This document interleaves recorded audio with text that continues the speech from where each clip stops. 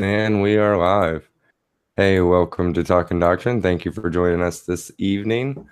Tonight we have Max Bauer and then the last generation, Brett, with us this evening. Daniel and I both believe that the Bible teaches that the earth is flat. Um, Max is, I don't know exactly where he is at. I don't think he believes with science. I'm somewhere in the fair to Midland ground. There you But go. no, I'd like to talk a lot more about science, but I want to hear about what you guys think and whether or not the Bible supports the flat earth. I'm more on the scientific side of it, but yeah. Right. No, gotcha. And then we have Brett, the last generation, with us. And he actually does not believe, he believes spherical. Earth. Correct. Correct. Yep. How you So guys doing? awesome, awesome. So the panelists is kind of split. It sort of leans towards the flat earth because there's two of us, Daniel and I. But tonight's discussion should be fun and edifying for all interested in the topic. But before we really get started into this, I do want to say that this is a non-essential.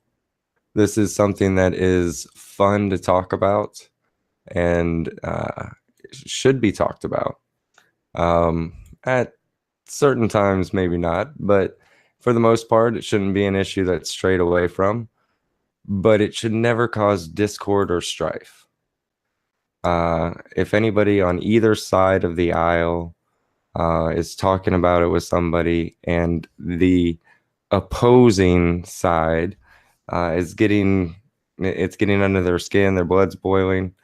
My suggestion would be to, find something else you guys can fellowship and that you agree about, or something that doesn't cause so much strife. Because this subject has gotten in the middle of a lot of fellowships, and has been a sore subject and a bad taste in many people's mouths because people on both sides just gets their heels dug in and just get so angry about it. While it's fun to talk about, uh, I admonish all the brethren to never let this topic or any non-essential always give liberty to your brethren on non-essentials. But a topic like this, it's always best to think ahead and try to be uh, as big as you can, and just love them as brethren and try to change the topic. That's just my suggestion. Um, but so that is a little introduction. I do believe from just my short conversations with Max and Brett that they do agree with the essentials. So this is a panel of brethren talking it out, just having fun with it and seeing how we can sharpen swords and really just explain why we see things the way that we see them. So with that, I will really the one by himself and you know it'll give you a chance to say hello to everybody, Brett, and maybe just give a short little thing on why you, because I'm pretty sure you've looked into it some, but maybe why you reject the flat Earth at the same time why you think the spherical Earth would be correct. Well, there's a lot of reasons why I believe it's round, sphere. But the main one I would pull out, just even leaving the Bible out of it for a second, is just the fact that all astronomy programs are based on a globe. That's the core mathematics of it. So we got these models that you can look forward and backwards in time, thousands of years, to see where the stars are going to be lined up, all the eclipses, You can see, like, in 10 years, we're going to have a solar lunar eclipse on this day. 10 years later, it's exactly where the model said it would be. That model, those astronomy programs, would not work with a flat Earth. The southern constellations, they have a problem with putting those in. Bottom line is, if they could show me a model that worked, then it would be viable, but it doesn't. Astronomy programs are based on a spherical object, and that's how they run all their math. So without saying any more, that's basically the first thing I would say. They have a model that works. All right. I should go ahead and take off the thumbnail. With the model that works, have you looked into the flat Earth theory, the cosmology? Yes. Because with the spherical, it still works. It works with the flat Earth as well.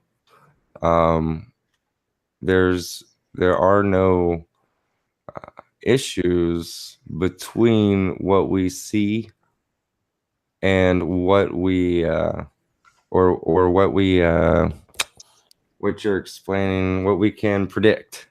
We can predict the same thing. Yeah, go ahead. Before we get into that, can we just talk about how we came to flat Earth, or what we think about flat Earth, before we start talking about going into detail about some of this? Right, that is a good idea. But yeah, go. So actually, Max, with that suggestion, why don't you tell us where you are so we can Sure. figure out in the middle. I was helping out Ken Hovind while he was in prison because they were trying to lock him up for another 10 years on some really stupid stuff.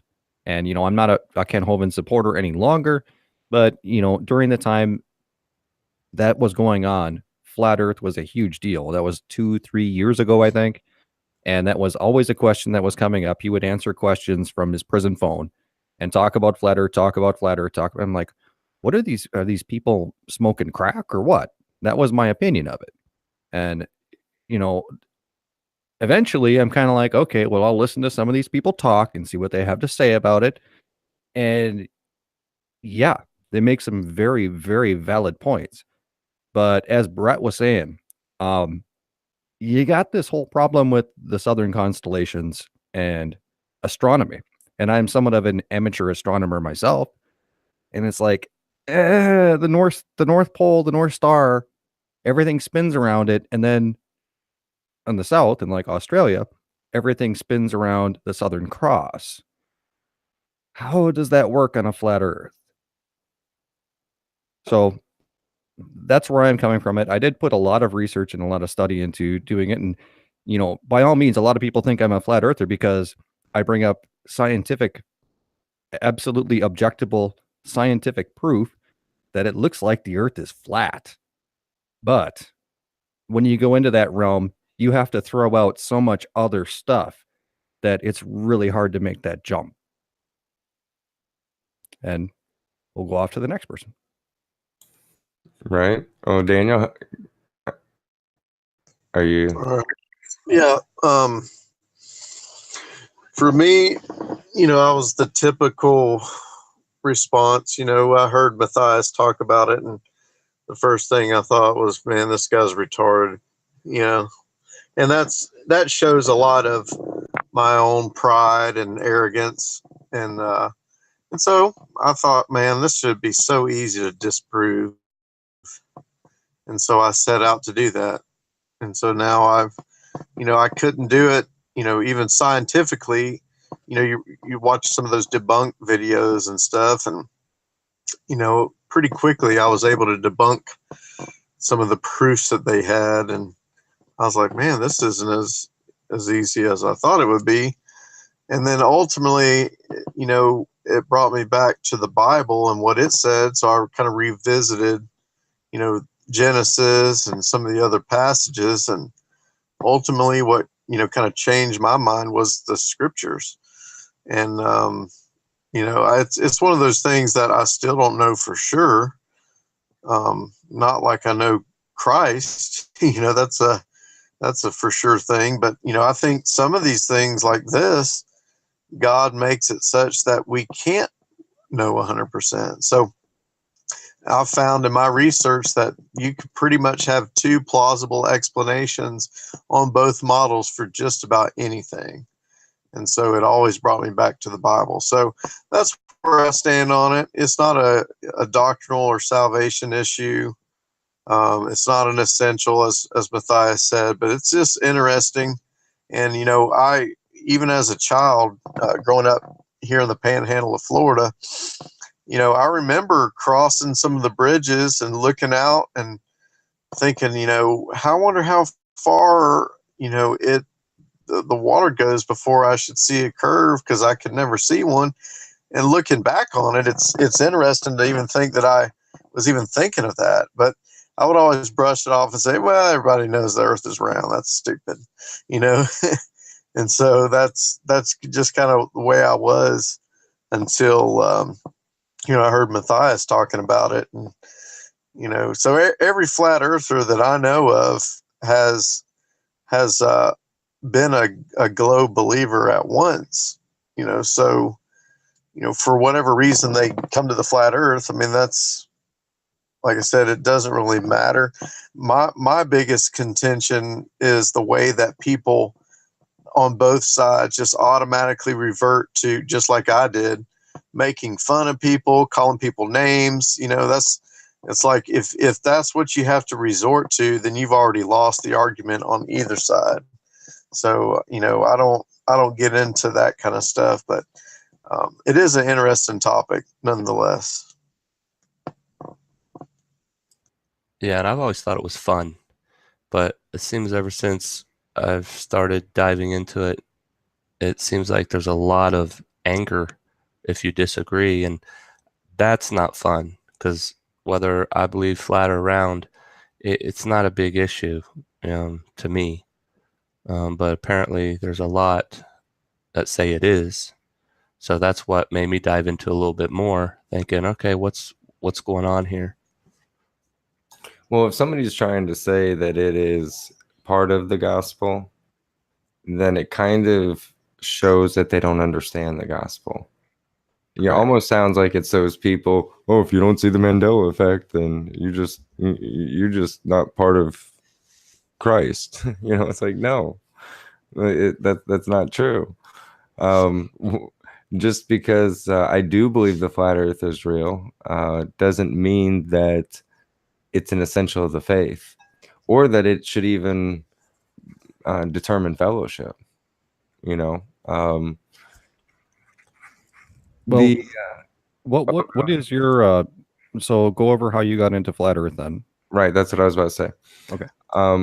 For me, I became a geocentrist first by reading Joshua. Can I say something funny? Please. Do you know who Rob Skiba is? I do. Yeah, he subbed to my channel a few years ago, and then he got into flat earth, and he said that geocentrist is the halfway house for flat earth people. It is. That's exactly what I said. Whenever people say they're geocentrists, I said, that's just one more step to flat earth, right? Just messing with them. Right. And so when I started searching it out, I was like, I remember I used to tell people, now I don't really believe this, but look at the math here and look at what God says here, and there was quite a while that I was doing that because I didn't want to believe it. In fact, I thought it was a ploy to make the geocentric model look silly. I had everything figured out on the geocentric model, even how the sun did its little corkscrew to give the seasons. But when I realized that the dome theory fit all my wonders about Scripture, how did the flood get bigger on a ball? And then that was one of the questions that I always had. Another one was, how is every eye going to see him? I used to think that God was just going to flatten the globe or somehow supernaturally just be coming from, like all 360 degrees and every different direction, and I because think he's omnipresent. it's because everyone has direct TV and he's going to be on CNN. Well, I remember watching a video where they said, now we have satellite TV so that every eye can see him. It's like, you think God really needs satellite TV for the people who pierced him to be able to see him? But when I realized that this dome, um, it made perfect sense on when every eye, when he rolls the sky back as a scroll. So it fit in a lot of things. And then, like I said the other night, either on your channel or on this one, when I was reading through the Bible, my next time go through, every single time that it said face of the earth and ends of the earth, the Lord said in my spirit to meditate on those words that day. And it's like, that's all I had to meditate on. And it's like, man, okay, so I was trying to put spiritual context to it, but I couldn't really get past the physical over or what underlying of what it meant. So I really looked into it, and I mean, the deception, I think I understand the deception. I think I understand why. I think I understand how. I think I understand how easy. I think I understand exactly who. um, and even down to how it's being released systematically. And who is jumping on the bandwagon and where it's getting pushed, especially in the Christian, I'm talking loosely, in the Christian arenas. You've got the Hebrew rooters and the Seventh-day Adventists, and one other. The sacred name. Well, that's the Hebrew rooters. Okay. But yeah. The Messianic. Well, they're also really close to Hebrew rooters. Messianic and Hebrew rooters are very, very similar. But they're all jumping on board. And then, so that's who you have representing Christ in these arenas. And the majority of people are going to the New Age aliens. I mean, they literally think that we're a culture, a petri dish that that the aliens seeded us here, and that when we get to a certain point, they will open up more domes for us. It's like a new age Christ consciousness. Uh, we all have to come together in the God spirit. It's the Oprah Winfrey religion that has really grabbed on to this. And so I actually even think it's Satan who is disclosing it. I think it's Satan who hid it 500 years ago so that he could use it in his deception here in this last generation. But sorry, go ahead, Brett. Oh, I was just listening. Oh, I thought you were saying so. Maybe that was somebody else. No, I was going to say, I really like Max, go ahead. Alien. It was a good movie. Which one? That fantasy alien one that has Sigourney Weaver. Oh, and then, right. And all of the evolutionists say, we have no idea how life started, and we realize that it's a law against our own science that life can come from non-life, but we're going to teach that to your children. But there's this movie called Alien out there. that could be the way that it happened. Could be. Right. You never know. Richard Dawkins said he's open to the concept of aliens, just not God. Exactly. I have that video on my channel with Richard Dawkins saying, well, I don't know what happened, but I guess aliens could have done it. And it's like, really? You call yourself scientists? Really? Right. Exactly. I think they've been setting up through disclosure which is the act of, getting out information, little by little to kind of condition, program, and even brainwash a society. I think it even started with that radio program, World War. What was it when the radio? You guys Horse remember? and Well, War of the Worlds. War of the Worlds. Yeah, exactly.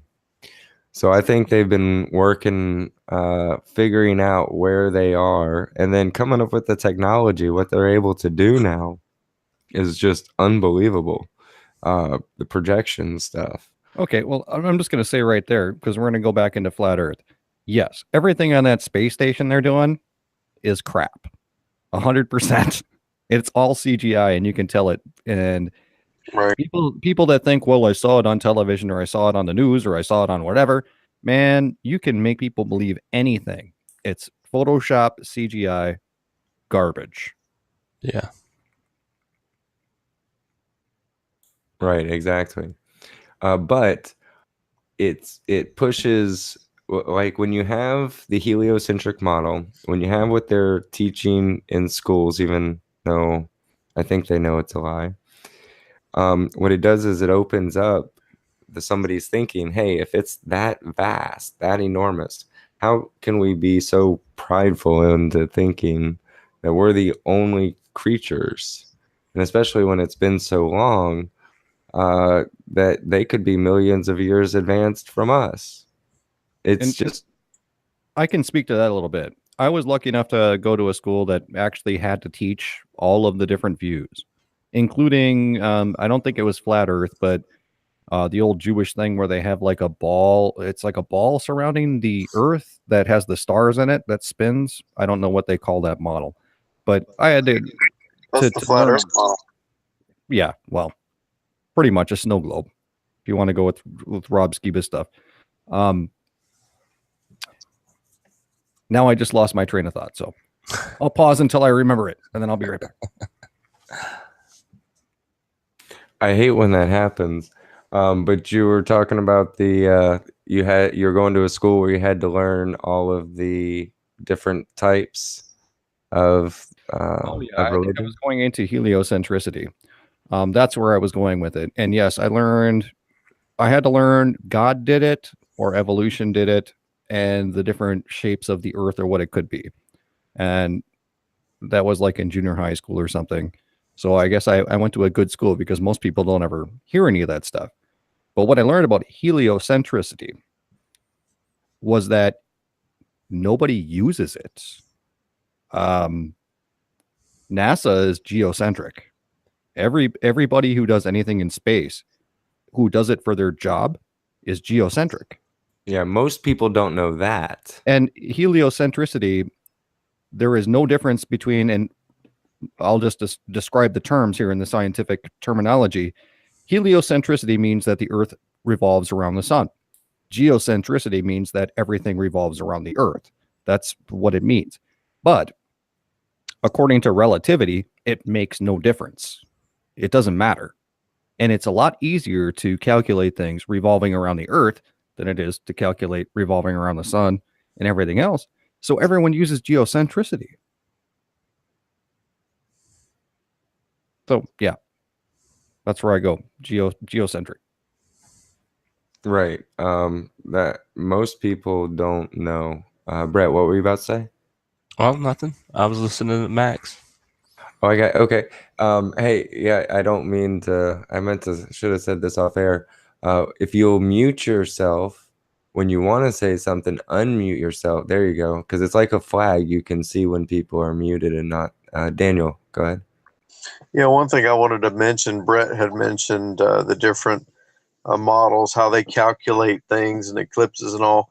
Well, all the ancient civilizations who were, masters at cosmology, like the Chinese and the even the Middle Eastern and all the Egyptians, all those societies, they were able to do the same predictions. The Mayans, with eclipses and different things, but they were all using the flat Earth model because they all believed it was flat as well. So, like Matthias said, a lot of those things they work on both models. It's just some of the some of the math might be a little bit different.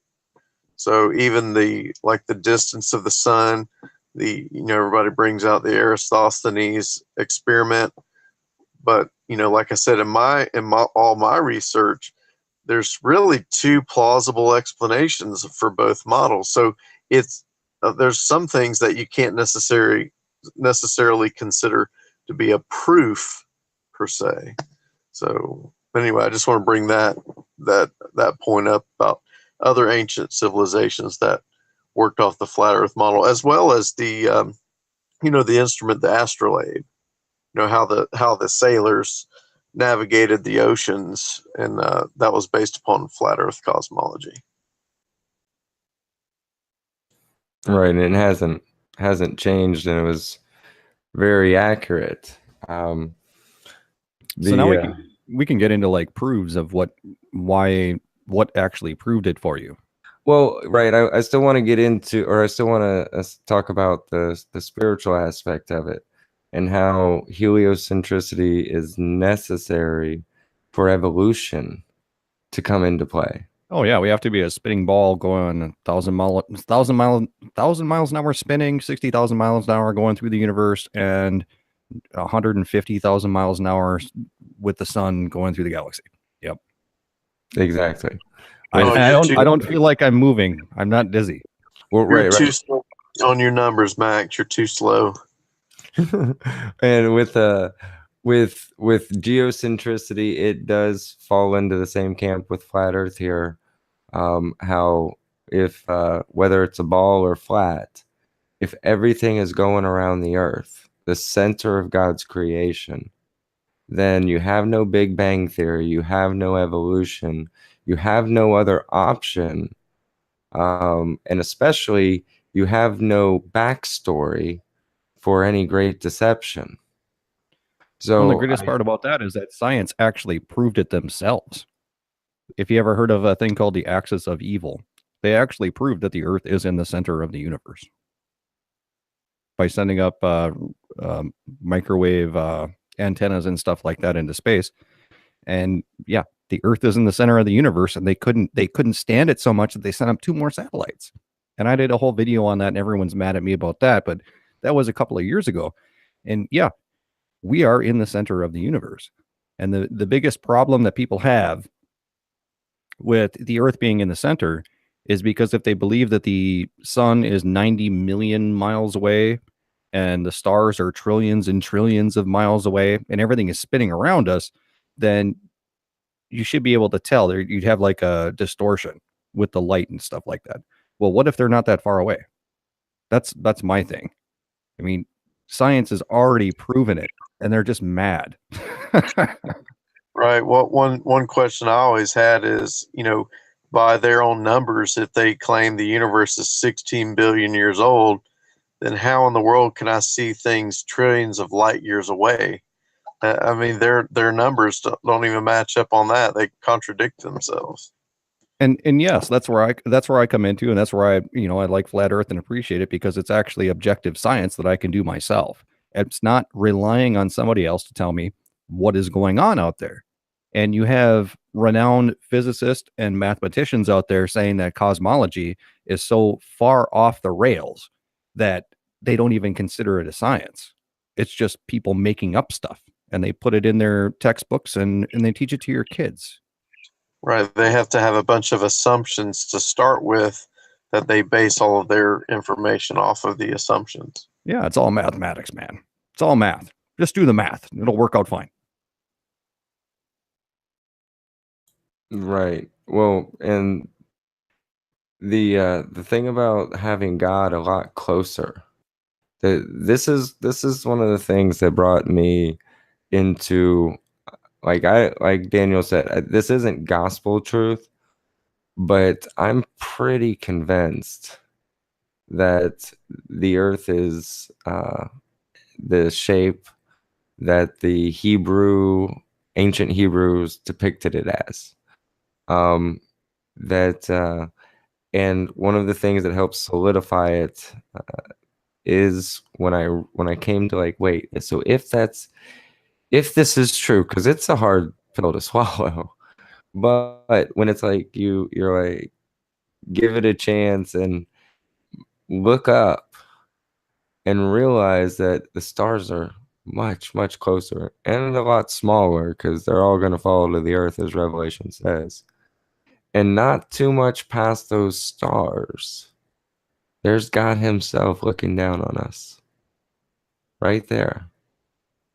I don't have to think of billions of light years away to get out of this solar system and out of this galaxy and out of this And, universe and that's the whole in thing order to that get to. it actually goes against the Bible with some of that is, well, if God created everything in 6 days and the stars are trillions of light years away, how does the light get here in all that time? And it's like, well, you're assuming that some guy told you those stars are trillions of light years away. And you're automatically questioning God right there. Well, for that, I would say when God created with all His awesome power, He demonstrated it even more by creating a star billions of light years away and created that light already in transit. When people say, "Oh, the Earth is billions of years old," okay, that might be true. But when God created Earth, He created it with age. He created Adam and Eve with age. So He didn't He didn't put a seed in the ground, wait for the tree to grow. He created everything with age. So to say something is billions of years old, that doesn't bother me because I look as, yeah, God created it with the appearance of age. So no baby rocks, Brett. I have to do my studies, but I don't think so. And a person like me, when I went to geocentricity as pretty much my core thing, I have seen nothing that says that the speed of light isn't instant. So it doesn't matter how far the stars are. The light is instant. And you can slow light down, but as far as I know, Well, it looks like it's instant. Yeah, Well, and on that too, to say that you're trying to put God's power in a box by thinking that way, because it's even more astounding when you think that it doesn't matter how far it is. He creates light in transit. He's not going to put something down there close because he knows the light would take too long. No, And I hear you, Brett, and I don't mean this in disrespect, but it's like mental gymnastics. It's a good one. It's very thought out. It makes a lot of sense. It is majestic. I'm with you, but a couple things is that uh, the stars being so close, like if they were billions of light years away, then they'd have to be as big as the sun is or bigger for us to be able to see it. And then also, how long is it gonna how are like if God created it with them with their light coming this way, every single star is gonna fall and hit this earth, the Bible says. And so if they're all billions of light years away and there's really more than what you can see with the naked eye, which that's a huge lie, but let's just go with the 3,000 plus stars we can see with the naked eye. I think that's all there is. But if they are going to fall to the earth, is it going to take a billion years for them to get here? Or did God create them in transit on the way here? And they're going to get here right when Revelation says it will happen. do you know the scripture you're getting that from? So I can just peek at it real quick. It's stars fall from heaven. Yeah, Revelation. You got to remember that. Who's talking? Daniel, we can't hear you too well. Hold on, let me mute. Yeah, just remember that, like Canis Majoris, just one of those stars is supposedly 15 quadrillion times the size of the Earth. And so that the only way to explain that verse in Revelation in that model is to say that it's figurative and they're not really going to fall to the earth, because it would just one would completely wipe out. Hey, I could hear you that time, But it was very, very, very soft. So either you were muffled with your finger over the phone, or you might want to jump out and come back in real quick. But yeah, Revelation 6:13. Yeah, I see it, and it doesn't say all. It just Well, says, "And the stars of heaven fell onto earth." yeah, I'm sorry. I consider stars of heaven, all of them. So Then you have yeah. that whole thing of whether or not they're angels or not. Well, and I do think they are angels actually, and that was the next thing. I kind of think that too. Um, that I believe that they are walking around in a circuit up there, and they're obeying God just as what He told them to do, just as what the Bible says they are. I think it's So, both. I think it's both. Because there's layers in His prophetic word that yes, it's going to be angels, but also you look, there is going to be fire and destruction coming from heaven too. So I think it would be both. oh well, no, that's Revelation 6:13 isn't the fire coming down from heaven. The fire coming down from heaven is when Peter talked about the earth burning with a fervent heat, and that's after the 1,000-year reign. So the stars falling to the earth is during the tribulation, and then it's after the 1,000 years. So there's a long time between um, when this earth gets burned up on all the elements. No, I'm not saying it's going to be totally burned, but no, I'll show you. While Oh, we're okay. talking here, I'll look up a few scriptures that meteors will fall to earth. I got you. Okay. I thought you were talking about the very, very end. Okay, I got you. Okay, yeah. I'll look here real fast while you guys talk. Yeah, because I don't know any meteor verses. So please, yeah, let me know. Daniel, go ahead. Yeah, I don't know if you could hear me the first time, but I was just saying that just one of those stars, supposedly Canis Majoris, is 15 quadrillion times the size of the Earth, according to science. So those verses about the stars falling from heaven, you would have to interpret those to only be figurative and not literal, because according to that model, it's impossible. If you believe what science tells you. And I am one of those people now that anytime that some science guy says something, I'm going to say no, just because they're so wrong on so many points. Right. I hate to say it, but it is kind of funny that every time I like looking at NASA's Facebook posts sometimes, because they get trolled so bad now. It's like they're trying so hard to be relevant and like say, hey, look, we're really making discoveries, and they just get trolled so bad. It's hilarious.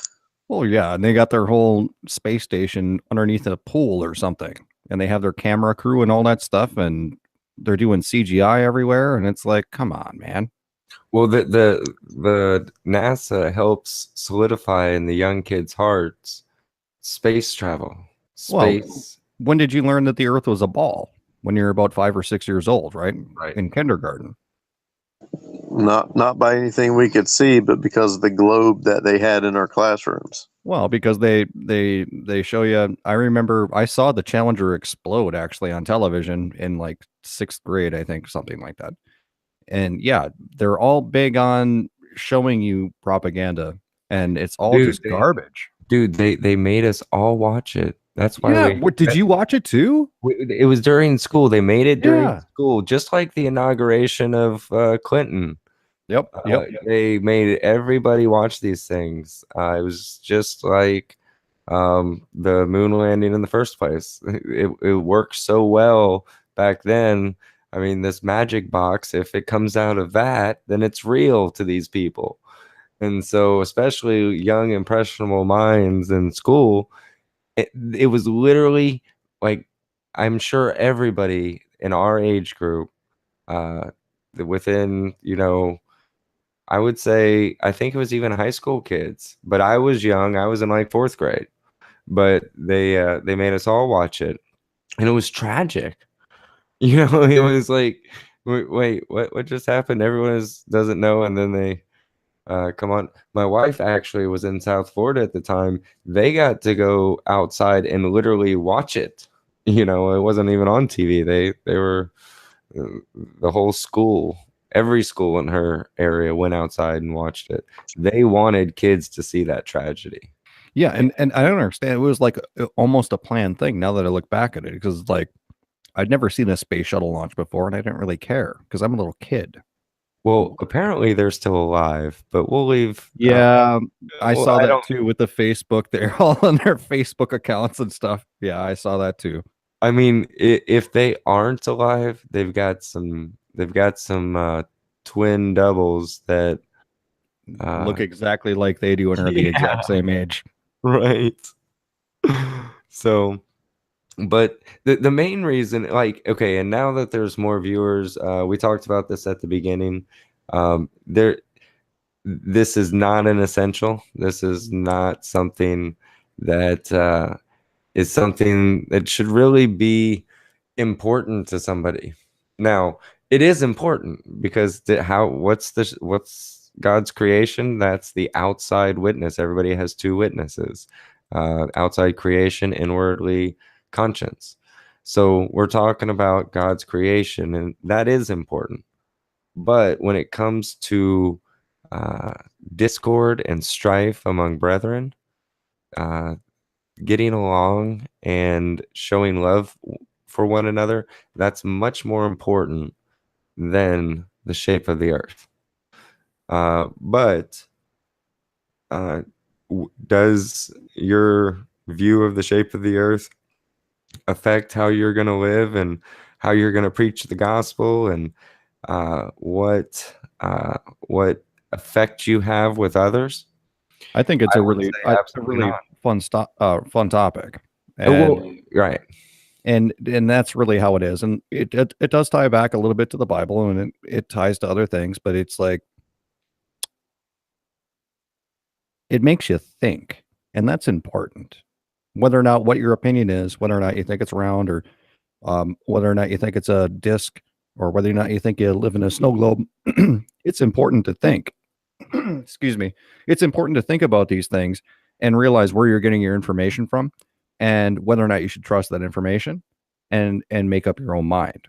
And that's why, I like these sort of discussions, because it's not really heavy doctrine. It's just kind of having fun, and we got to run our mouths a little bit, but it does make people think, because I thought a lot about it, and for like 2 years I poo-pooed it. I'm like, this is ridiculous.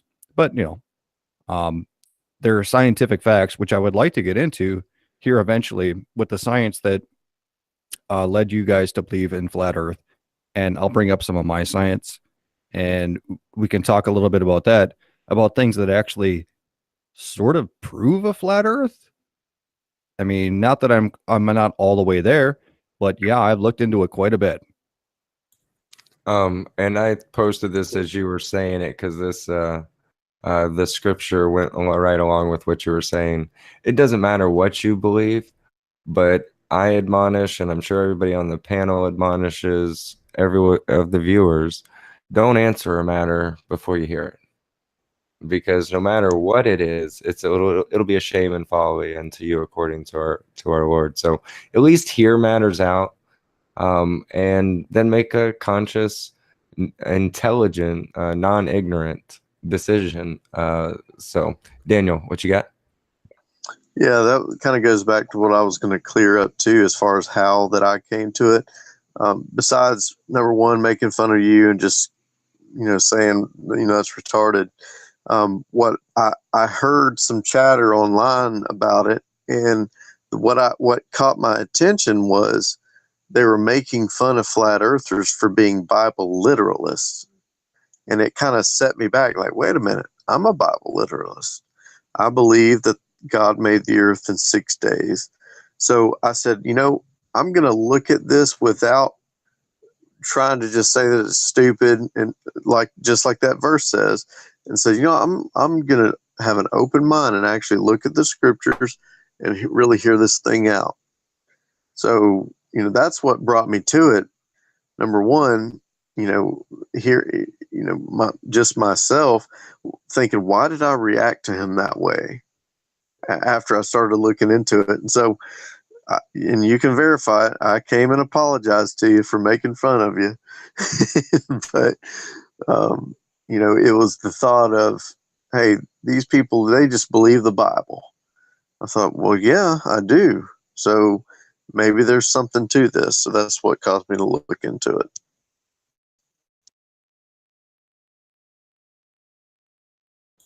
Yeah, I don't mind being called a Bible literalist. Are we all Bible literalists? Yeah, I think we all attested. I mean, Daniel wasn't here, but I know that he does that to a 6,000 year young earth. Mhm. And you've got to believe that God meant 24 hours a day in Well, order if to he come to created some if he conclusion. created the days, I don't know how else he would do that. I mean, he Right. created what a day was for people. So yeah. Exactly. Well, Exactly. with the Okay. Lord is 1,000 years. That's what I think- they always. I think we should go into proving flat Earth right now. All right. Sounds like fun. Yeah, I think it'd be a fun time. What's one of the best proofs that's out there? I think one of the easiest things to grasp is to understand that you've been lied to about the moon reflecting light, and that the moon actually gives off its own light, just as the Bible says it does. And that it's easy to tell, man, if we would have had this conversation literally 9 days, 7, 8, 9 days ago, those 3 days, we had a Matthias, moon. did you know that the moon actually gives off a colder light? Yes, actually, I did. You can measure cool. it with the temperature. It's the opposite of sunlight. It's warmer in the shade of moonlight than it is it's cooler in the light, where in sun it's the exact opposite. And it's actually different types of light. So I don't know much about light, but there's different waves of it. And if every time you shine a light off of a mirror and reflect, you get the same wave. It never changes the type of light. And you can literally get it from the moon and the sun, two different types of light. And so that should prove to people that it's not a reflection. But when you look in the night, in the day's sky, in the afternoon, and you see half moon, that's, and especially when you see the sky or the sun in the same sky, what's supposedly making that half moon is the shadow from the earth. The earth is causing that effect. And that is a fantastic point that nobody has ever been able to debunk me on, or anybody else, is that you have the moon and the sun in the sky, but apparently the earth shadow is what's causing the crescent moon. But the sun is right there. It's not behind me. It's right there. Right. With the eclipses, both sun and moon have been above the horizon. All right, you're really quiet again. Whatever you did. I might have you on. No. There you go. You're on now. Good. Okay. It's the same effect in eclipses, when you can have the sun and the moon above the horizon in the eclipse. That should not be possible.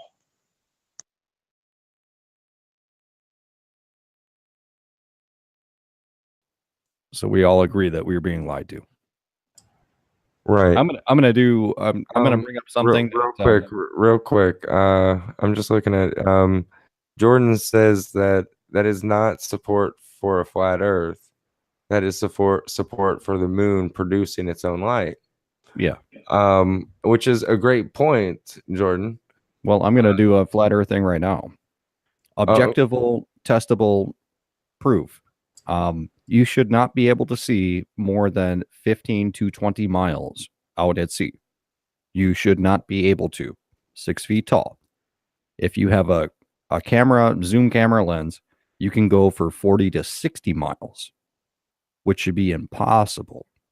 And there's plenty of videos on the internet about that, where I'm not, like I said, I'm not all in with the flat earth thing, but I'm obviously being lied to when for every mile you have 8 inches of drop squared and you can see out 40 miles.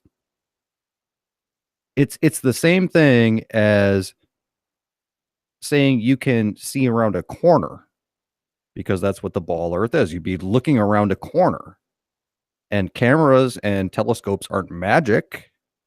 You're just looking at something. So that was the big one for me, is that you can actually see, I think you can see Chicago across Lake Michigan with a Yeah, but good enough telescope. they've got some debunk videos on that try to debunk that, and they say refraction and all these different conditions make it, be able to do work. So, like I Yeah, said, they've got explanations. well, yeah, they have explanations, but none of that's been proven.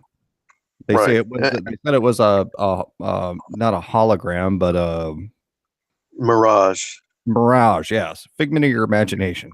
That really didn't happen. Pay no attention to the man behind the curtain. Right. Well, one of the things too, like you just mentioned, that 8 inches per mile squared. Well, we live down here on the Gulf of Mexico, and of course we can see long distances. But what's always amazed me is you can look straight out in those distances, but if we were on a sphere, it wouldn't matter. You would find curvature every direction. So not only would you see curvature off in the distance straight, you should see the curve left to right as well, and it's non-existent. Yeah, and people that say that they see the curve when they go up in a jet plane, they have fisheye lenses on the glass in the jet plane. I always kind of wondered why they did that, but it's just so you can have a better view. But Right. yeah, there ain't no curve. There ain't no curve there. Right. I have pilot friends, that are flat earthers as well. Right. Yeah. I honestly, I'm going to say that I think every pilot should be a flat earther, because if I was a pilot, I'd be wondering how my gyroscope works if the Earth was a ball. Right. Especially since you're not correcting for the curvature on yourself, and you know that, and you're traveling at several miles per minute, so it's kind of easy to tell if you are. It's not like you're in a car and you got to wait 8 miles, driving at 60 miles an hour. Doing 500 miles an hour plus, you would have to be adjusting for curvature. But I do want to address somebody in the chat real quick. I believe Tina, because she's absolutely correct, saying that she doesn't care about the shape of the earth, that it could be a triangle, and it's not going to help people come to Christ. And I get that perspective, and I get that point, and this really should never be argued. But really, there's no true saints out there helping all the flat earthers. We don't have to teach them flat earth in order to give them the gospel. They already believe the flat earth, but there's no saints in the arena. There's only false converts. I have to give a shout out to the Facebook group Flat Out Grace. That's the only Facebook group that is talks about the flat earth and truly promotes the gospel of grace. So it's not important to in that aspect, and it should never be brought up in a soul winning effort, except for, I will tell you that there has been a time where the Spirit has laid on the Holy Spirit has laid on my spirit to share with a complete atheist. Actually, twice. One of the times the person didn't get saved. The other time the person, well, I don't know if the other person did, but I know that they left humbly seeking God, thinking, because they had a lot of questions about science and why that stuff wasn't adding up.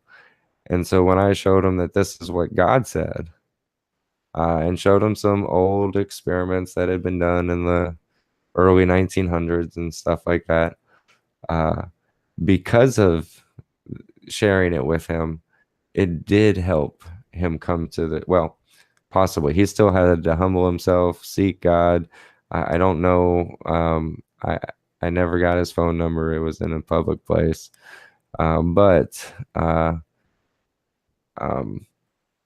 it's not something that you use often, but if you can pull it out as a tool if need be, but you shouldn't make yourself believe it just because of that. Max, what were you going to say?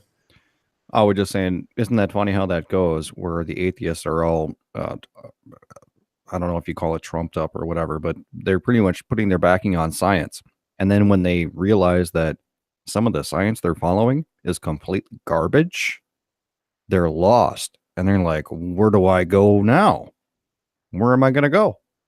And that's been my experience on my channel, because I mainly started with a scientific thing, and I'd have debates with guys with 4 degrees, and those are the most hardcore people because they paid a lot of good money to be lied to. They paid a lot of money. And the people that didn't really pay the money, but they're still kind of sort of atheists or whatever, they're a little bit more open to ideas and things that make sense to them, and logic, and natural science, things you can do yourself. I mean, you take a camera or a zoom lens or something like that, you can tell that what they're telling you about the curvature of the earth is a lie. It's an absolute lie. Well, I've got another proof if you guys got a second. Shoot. All right. For me, after I was convinced from the Bible that, of my position, I did start looking at some of the science. And there are some things that Brett mentioned earlier, like the stars, the opposite spin in the southern hemisphere and things like that, it causes you to think. But for me, the one that the best scientific evidence for me was the 24-hour Arctic sun. Okay.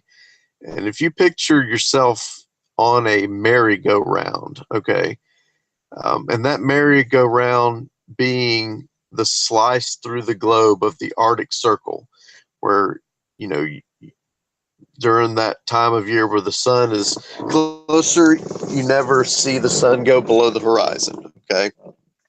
So it would be equivalent to a merry-go-round, and you look at a street light way down at the other end of the park. Okay. If the sun is 93 miles away.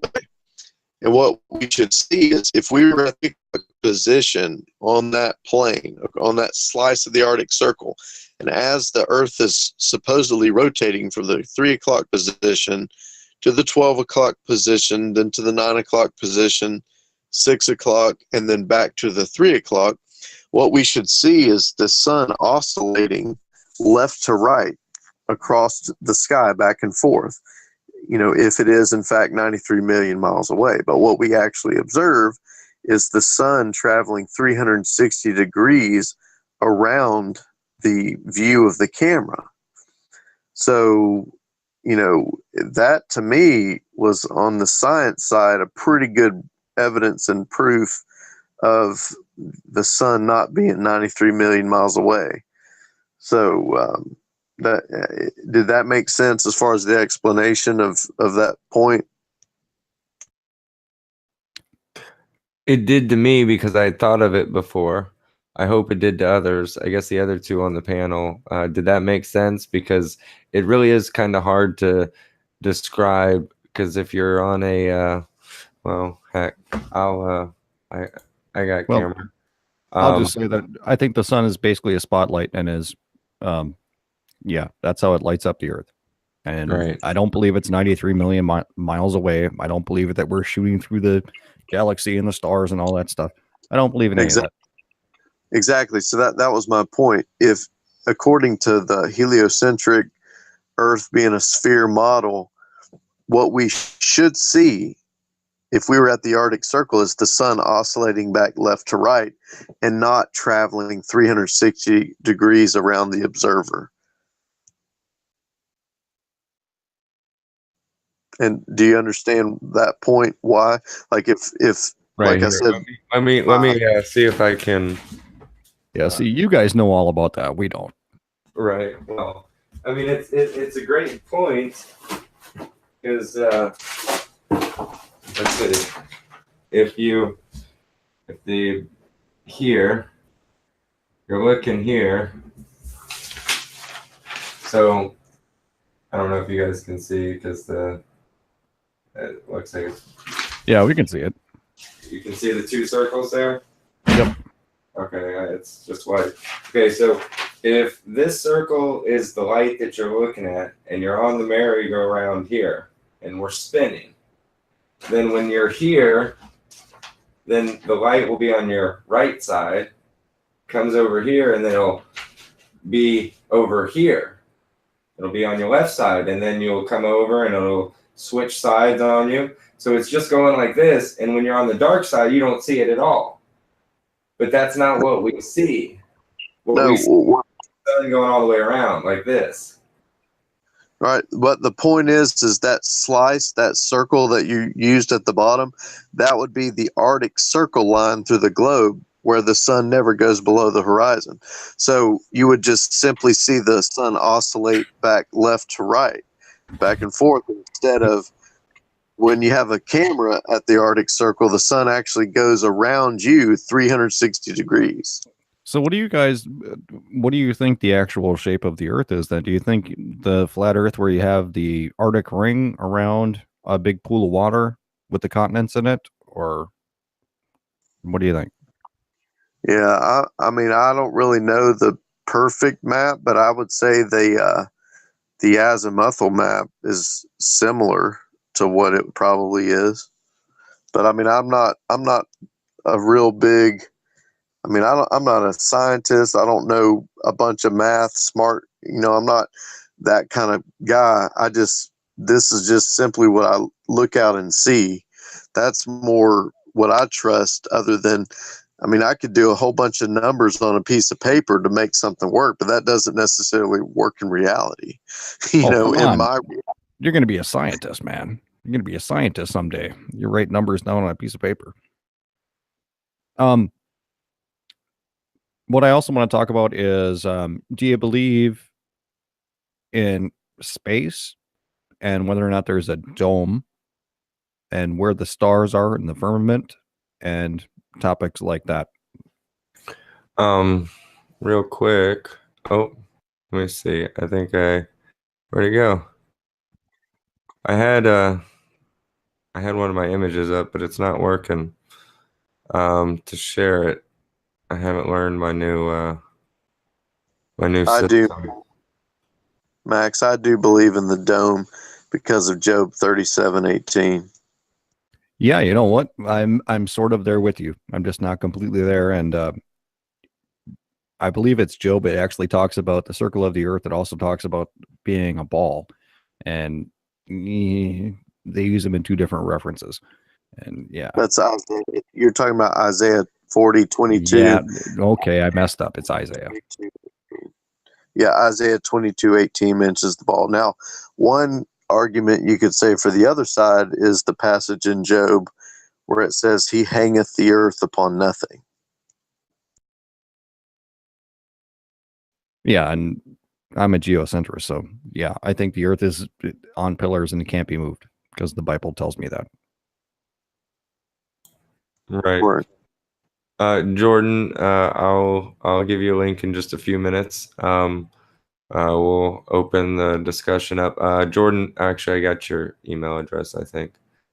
But no, go ahead and email me at talkindoctrine@gmail.com. So it's right up there on top, Jordan. And I'll get you the link here in a little bit because I believe he's a heliocentric baller all the way.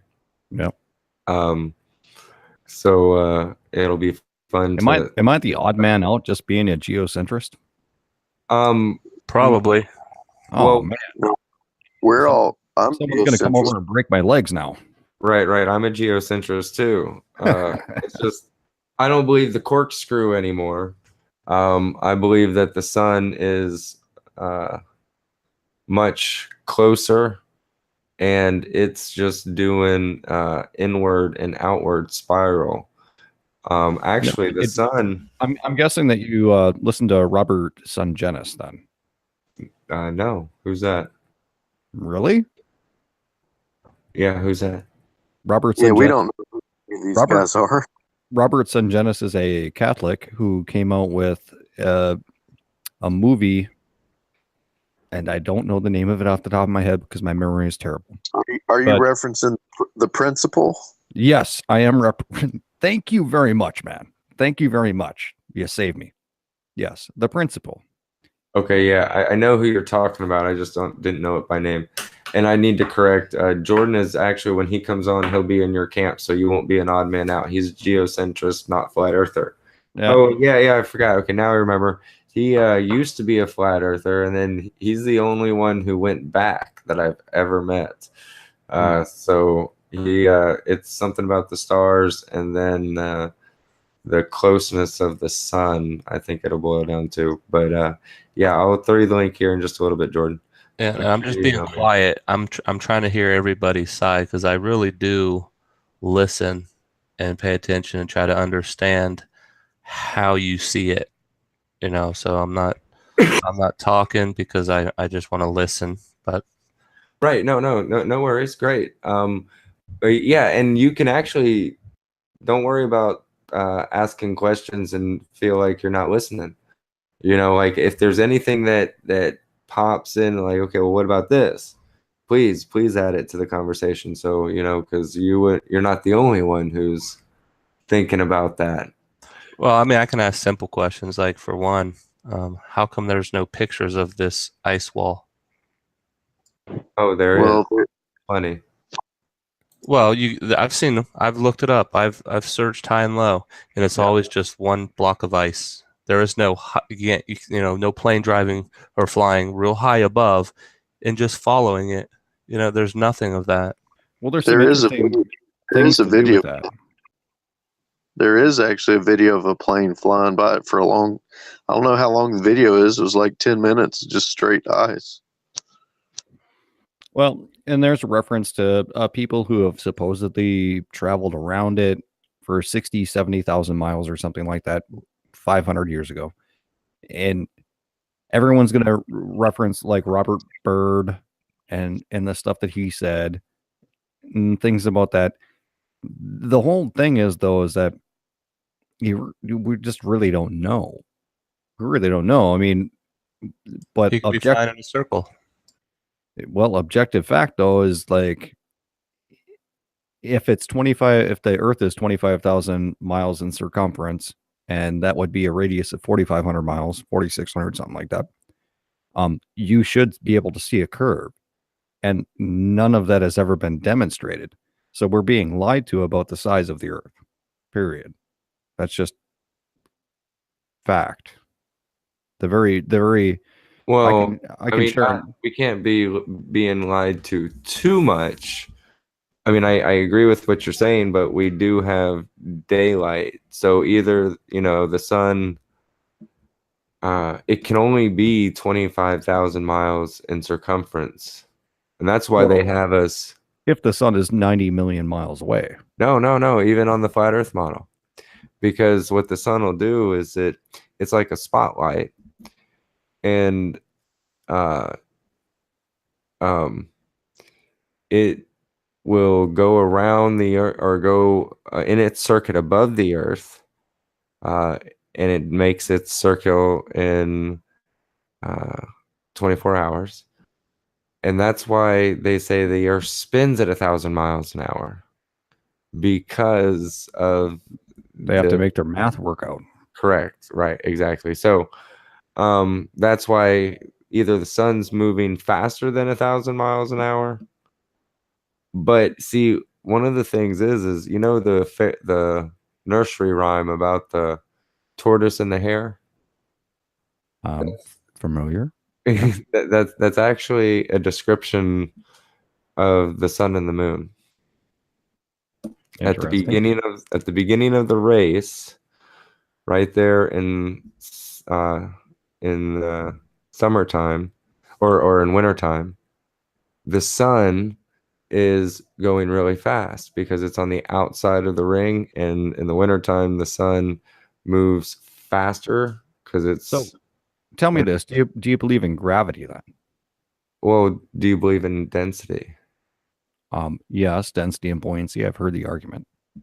So Do you believe that gravity is holding the sun and the moon to the earth? no. What do you think is holding it there? You know what? I don't even know what the sun is. This is just an opinion. I don't have a Bible verse for it, so I am not standing on it at all.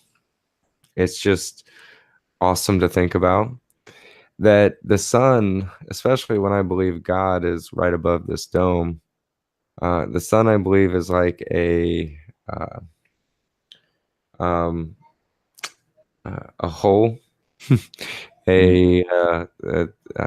what's the going in between realms, like from the first and second heaven down here straight into the third heaven, and that it's God's glory that's literally coming through that hole as that hole moves around above the earth, and God's glory is what's giving life because everything needs the sun.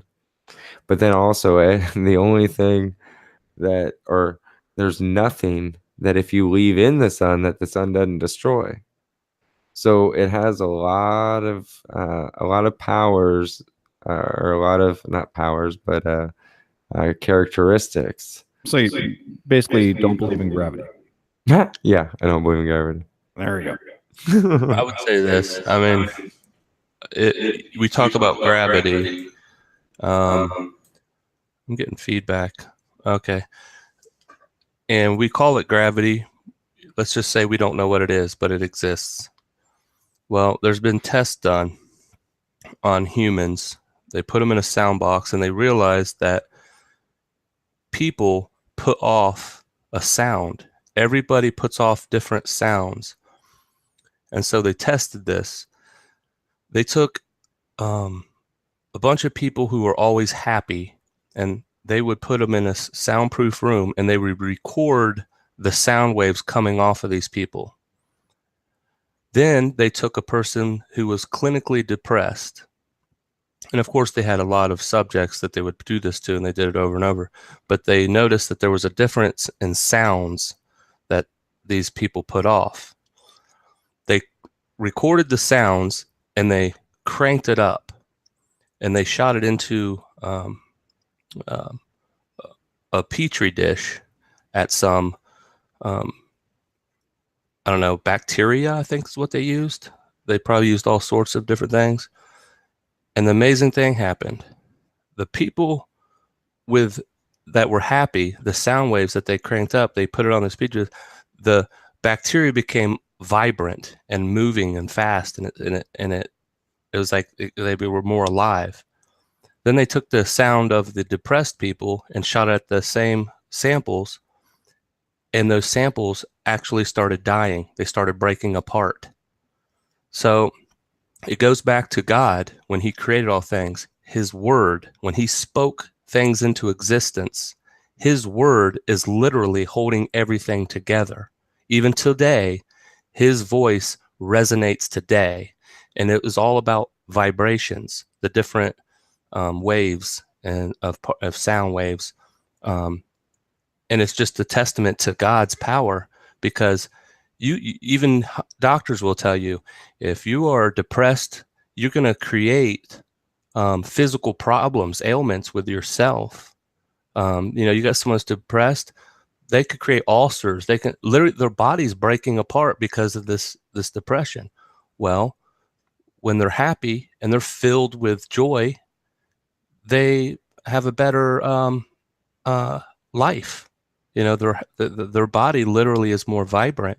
So I just wanted to say that. So as far as the sun, what's holding it, what's holding the moon, we call it gravity. We try to make sense of it, but we know It's God's word resonating today that holds everything together. Because by their science and the way they think, you should be able to put your hand through your computer desk right now.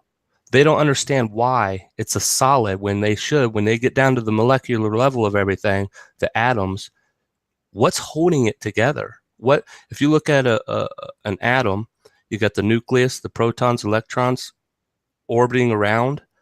What's holding the atom and the to the electrons and the neutrons? What's holding it there? Well, and they realized it's vibrations. Well, and what's right? What's in between the electrons and neutrons and nucleus? 100% Exactly. correct. Nothing. And that's Vibrations, sound. one of the main reasons that I study the Bible is because science does not know. They're like, oh, it's an atom, and we have all this protons, neutrons, electrons, and all this stuff floating around. We have no idea what holds it together. We're just going to say gravity. We're just going to make up our own thing. And yeah, I know exactly what you're talking about. And well, you get the good ones who are actually seeking truth.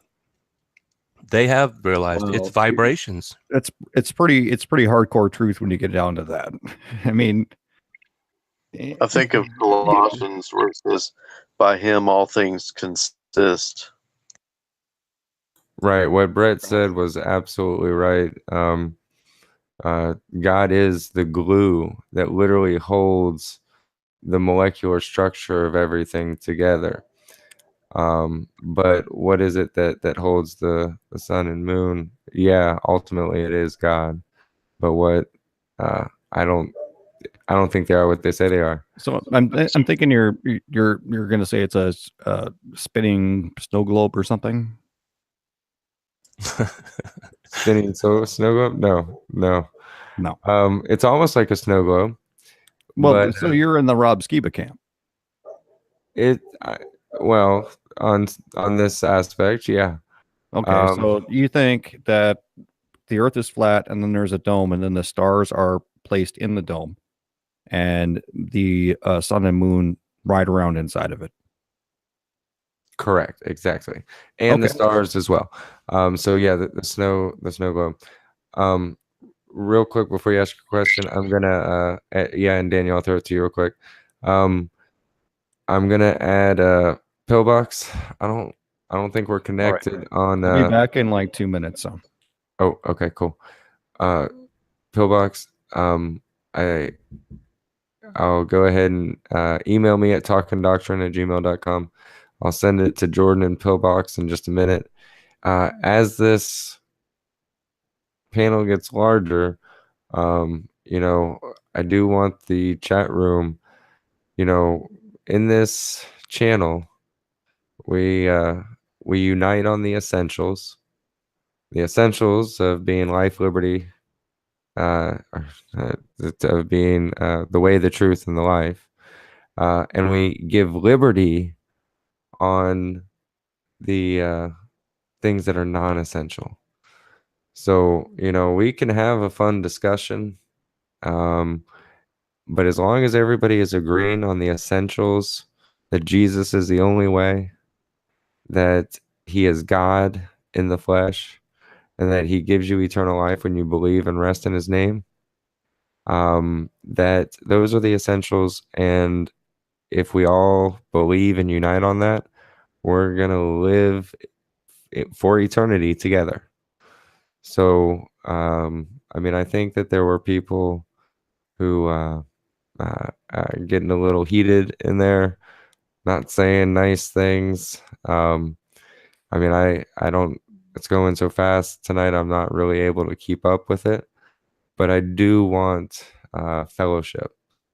I would like that. And I do believe that everybody here on this channel is people who love the Lord. Oh, and Allie, I don't care about subs. I just care about fellowshipping and coming together under liberty. If people get upset over the non-essentials and they just don't want to talk and fellowship around God's word anymore, so be it. I've been in enough places where, if you don't agree with certain people, that you get shunned or treated like your opinion is insufficient. And we're trying to build a place to where, no, as long as we unite on the essentials, you can believe whatever you want. Hey, I'll disagree with you and I'll want to talk to you about it, but you'll never hear a mean thing come out of my mouth when it's talking about non-essentials. And I think getting aggressive with one another is what hurts God. Like, it grieves him. And when we gather together in love around his word, that's what brings him joy. And it doesn't matter who's right or who's wrong in any situation. When we come together as brothers and sisters around his word and just wanting to get to know him more, he's pleased with both of us. And so as long as we do all things in charity, that's what the UL say, unity, liberty, charity. As long as we do things in charity, then the fellowship will be joyful, peaceful. We can bear the fruits of the Spirit as long as we don't stay in the flesh. So that's just an admonishment, I guess I should say, to brothers and sisters in the chat. I didn't mean to cut you off, Max. I'm about to add 2 more people. Yeah, I just got back. And perfect timing. And Daniel, I'll throw it to you because I saw you unmuting. Yeah, I asked the question one time. I had an interesting answer. Okay, if gravity exists, then what makes some air molecules obey gravity at the edge of the quote-unquote vacuum of space, while the other air molecules disobey gravity and fly off into space? And the only answer that somebody gave me was density. I thought, isn't that interesting? Well, what I think is interesting, and here's where I'll go into the flat Earth and why it has some merit, is that what they tell me is that space is a vacuum, and it's a more perfect vacuum than what we can actually create on Earth. But then we're also in an atmosphere, and all of this water is spinning around in a vacuum, flying through space. That doesn't make any sense. Wouldn't all the water get sucked off into the vacuum? I'm just asking. Slung off by centrifugal force, but gravity is the magic that makes everything work. The thing is, though, that gravity does exist. I mean, the reason that things have weight is because we call it gravity. Whether or not the moon is held together by the Earth because of their mass and that sort of gravity and that theoretical stuff, I don't believe in. But the reason that things fall down, gravity. But it can only be measured, when it comes to the universal scale of objects being pulled to one another sideways, only in that basically imaginary realm or the space realm. Nobody can prove that stuff, and that's why I just don't believe it. Unless someone can show me a demonstrable model of how that works, I'm just not going to believe it. It's just, it only works in the planetary scale, they say. I mean, that's the only way that they say it works. Well, it works in grade school where you have like wires and stuff that hold all the planets and they spin it. I don't know what they call those things, but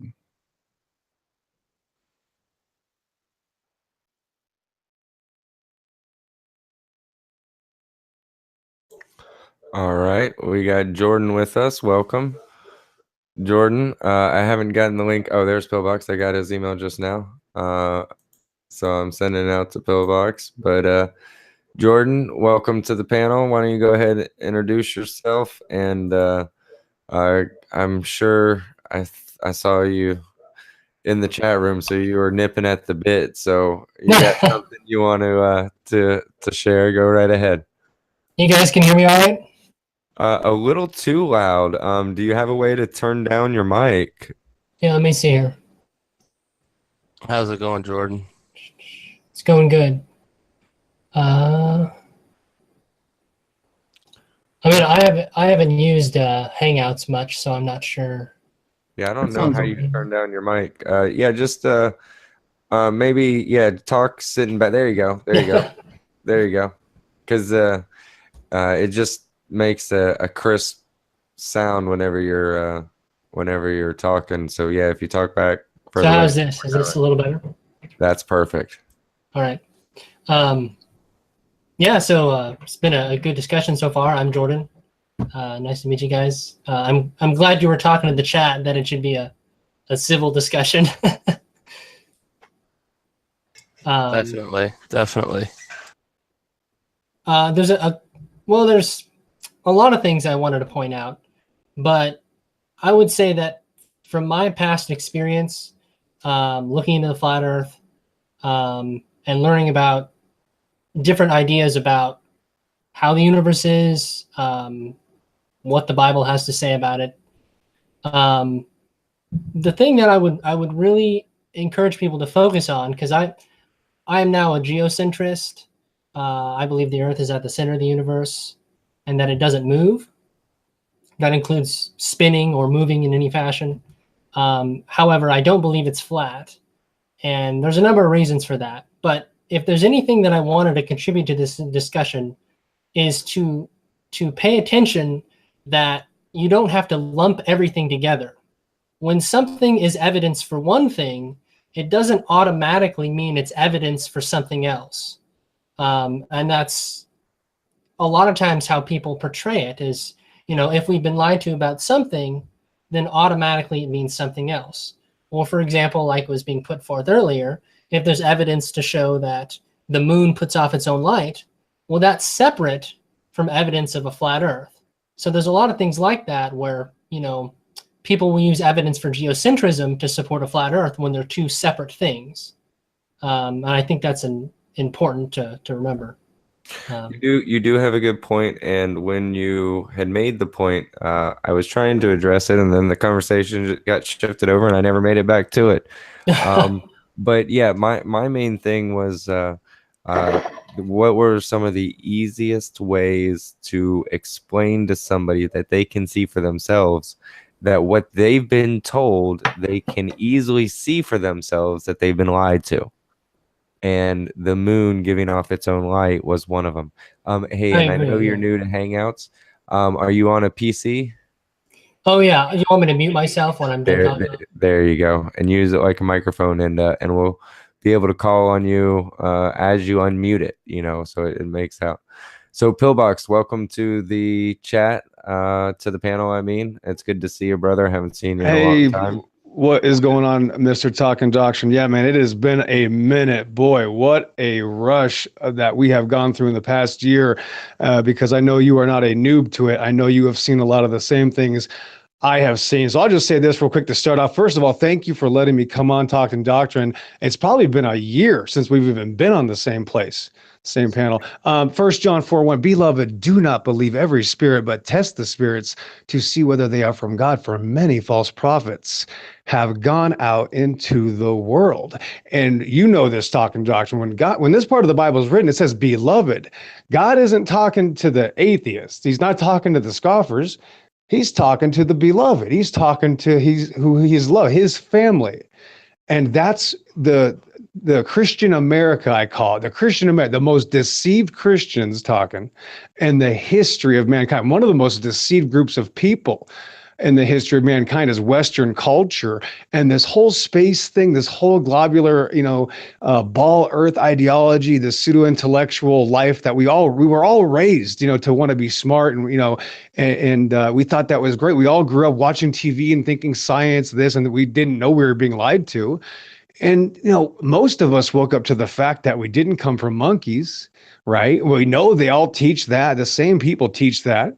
And there's some pieces that you have to put together here. Now, like you were saying, this is about Jesus Christ. There's only one way, one truth, and one life, and nobody gets to the Father but through him. Jesus Christ is everything. Here's what I'm getting at Talkin Doctrine. The shape of the earth is not about the shape of the earth. The shape of the earth is about being able to trust the Bible, trust God's words. And when that 8-year-old baby comes up to you, that little kid says, Talkin Doctrine, What do you think the earth looks like? Is it a ball? You'll be able to, one of the rarest people right now out of, 7 billion supposed people talking doctrine, you have been given a gift that you can actually answer that child honestly with knowledge and a foundation with the Bible and to say, here it is, young Billy or Sally, we are on a plane of existence. It's the earth, and it's so special it was made right after heaven. And it says that in the first book. And it's the only place that we have terrestrial life. And that's it, period, end of story. And that's the truth. And you can answer that with honesty. So the reason I'm saying this is because it kind of it scares me when somebody says, I don't care. Well, wait a minute. If you don't care about truth, that might be a sign of another problem. Because I'll tell you what, Talkin Doctrine, 3 years ago, when Rand Campbell and Rose Patton said to me the words flat earth, I said, wait a minute. If what you're saying is true, I need to know about it because I don't want to be stupid. I don't want to, be wrong and think that if I made a mistake that big, I studied to be a pilot for 30 years. Wait a minute. And then it started dawning on me, wow, even all the flight simulators are flat. Then I looked at my own photography at 40,000 feet and said, oh, I thought I took a picture of the curve Talkin Doctrine and it was flat. And I thought I saw curve. Right then I knew it was a very big deal because I knew it could literally take my senses away. It was if they told me that fire was wet and water was hot. And I believed it for 30 years. And it's a very big deal to me. And if it's not a big deal to you, that's okay. That means you also can't answer those questions when the 8-year-old Billy and Sally walks up to you and asks you about the shape of the earth. And it's not about the shape of the earth. It's much bigger. This was to test millions of people talking doctrine if they were able to accept God's word and admit they might be wrong. That's the first thing I did. And I used to work for the government. I was in the DOD talking, this. I was in the Army as a 19 kilo. I went to gunnery and all that stuff doesn't mean anything. But I used to work for these people. So you can't fool. You already fooled me once or twice. I swore on a satanic oath to work for them. But I learned my lesson. Thank God I survived and got out with the knowledge, and I know exactly what they're about. And not everybody can Talkin Doctrine. Not everybody's going to be able to understand this stuff. They're still Christians. They're still going to go to heaven. My whole family was always deceived. I still hope to see my father in heaven. He had no idea. That's not going to matter. What matters is Jesus Christ. And somebody said that. They're absolutely right. I'm not saying you have to believe the earth is flat. I'm saying you have to honestly give people a chance when approached with this subject. And if you can't, just don't talk about it. Because I know from firsthand account, not second, not third, firsthand account, we are absolutely 100% on a flat stationary plane. And I will put my life on that. And I'm not expecting you to do that. That's just an answer that I will be able to give to people. And God has blessed me with that knowledge. Again, it's not for everybody. I'm sorry I took a little bit too much time on the mic talking doctrine. I'll let you guys speak now. Go ahead. No, that's really cool, Pillbox, and it's nice to meet you and have you too, Jordan. That's something that's come up in my own life with my own kids. And what I said, we homeschool them. So I said, man, what better thing could we do than to actually do experiments that can show them, but we tell them what the science view is, but we also teach them that that's in contrary to what Genesis says. And so, that's how I approach it with my own children. And a lot of that's that's actually in contrary to what you can view with your physical own eyes. right. That's what we do with our children as well. It's the best thing to tell them both ways. Even with the geocentric model on the ball, let them know all the different things, and when they get of age, they can research it out and figure it out for themselves. But Jordan, yeah, what you got, buddy? So I wanted to bring up a few very easy to understand experiments, if you want to call it. And a point I wanted to make is a lot of times when people are discussing the shape of the earth or the universe, you have stuff that's kind of conceptual, like we can logically think about something and work it out in our head. And then you have other stuff that requires basically a lot of study and knowledge. Like, for example, calculus. You can only discuss calculus if you know calculus. And like for my from my perspective, the way that I try to study these kind of issues, knowing that I am not a master mathematician, I did pre-calculus and I stopped at that, and that I'm not as well adept at some other people in these areas, I try to focus on really simple things that require very little scientific knowledge, because I think we can get tripped up when we try to make an argument with something we don't understand, because then somebody says, well, actually it's this way, and we can't really argue against it if we don't have that knowledge. So for example, a detective, a lot of times it's not about, what you do know, but sometimes about what's not possible. And that can give you some clear things. And the thing I would want to point out, I'm going to use my camera here, move it a little bit. So if I'll show my mouse pad here, I'm just going to get a piece of paper. So does everybody know what a sundial is? Yeah. Yeah. Gotcha. So a sundial, you have your sundial. It's basically just a pole or whatever shape they put it in. And then you have the sun, and you shine the sundial, and you get a shadow. And as the sun moves, the shadow moves. And so the point that I want to make is that, and this was one of the things, not the only thing, obviously, but this was one of the things that started moving me away from the flat earth, because it's so simple. And somebody brought up Robert Sungenis before, who made that documentary, The Principle. And that movie was very influential on me. But one thing that he brought up in an interview, why he didn't believe in the flat earth. Now, he's a Catholic, so, I don't agree with that, obviously. But he made a very good point when he talked about sundials, because on a globe earth, or whatever you want to call it, I don't really have any fond thoughts about the shape of the earth. But sundials, the way they work in reality, would be impossible on a flat earth. So whenever you have the sun going across the sky, it's just in relation, at least it's hard to talk about, because the normal model says, well, the earth is flying around the sun, right? I don't believe that. I believe the sun is going around the earth. So when the sun moves around the earth in the sky, it's just, it's the path it's taking, right? So on a flat earth, people say, well, the sun is moving around in a circle over the flat earth, right? And so the problem with that is that no matter where you are on the earth, the sun is always moving in an arc throughout the day. So no matter what position you're in, the sun is moving at an arc in the sky.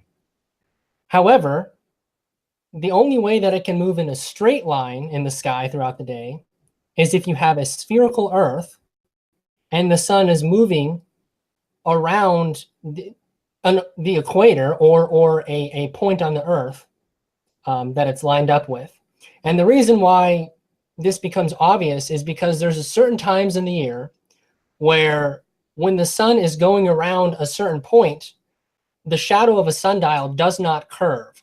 Normally, the way you tell what time it is by a sundial is because the curvature of the shadow will point to a time on the sundial. But like at the equinox, if you're at the equator, the sundial, the shadow moves in a straight line, and I'll show you. So if this is the sundial, I gotta adjust it. There we go. Can I ask you a question real quick, Bible believer? I got to ask something real quick. If I showed you how this can easily work on a flat earth, because I actually built a 21-foot wide sundial in my backyard, and I've been doing experiments for 2.5 years being in this so-called movement, which is not a movement. I did some big experiments here. I built a 21-foot azimuthal, equidistant projection and prove that with a close light source, it happens exactly how we see the sun move. And there's all kinds of other problems with it as well. The main problem is that what it does is you're not looking at the shape of the earth. We're trying to get away from the shape of the earth and say, because the sun does this, and even the people that, thousands of years ago, the Pythagorean theorem as well, they all admitted it still works with a close and very small light source, just to let you know. And I see what you're saying. And if I finish my point, I respect what you're saying, but I'll disagree, and I'll tell you why. I agree that if you're talking about just a very close local area, that yes, if the sun is moving in a big circle, that yeah, it's going to seem like it's moving in a straight line. If you're talking about a really small area, I agree with that, but I'll tell you why that can't be the case. So I'll finish what I was doing. So if the sundial shadow is moving in a straight line like this, it implies, I mean, it's kind of hard to do on the video camera, but my point being is that normally there's a curve in the shadow of a sundial as the sun moves throughout the sky.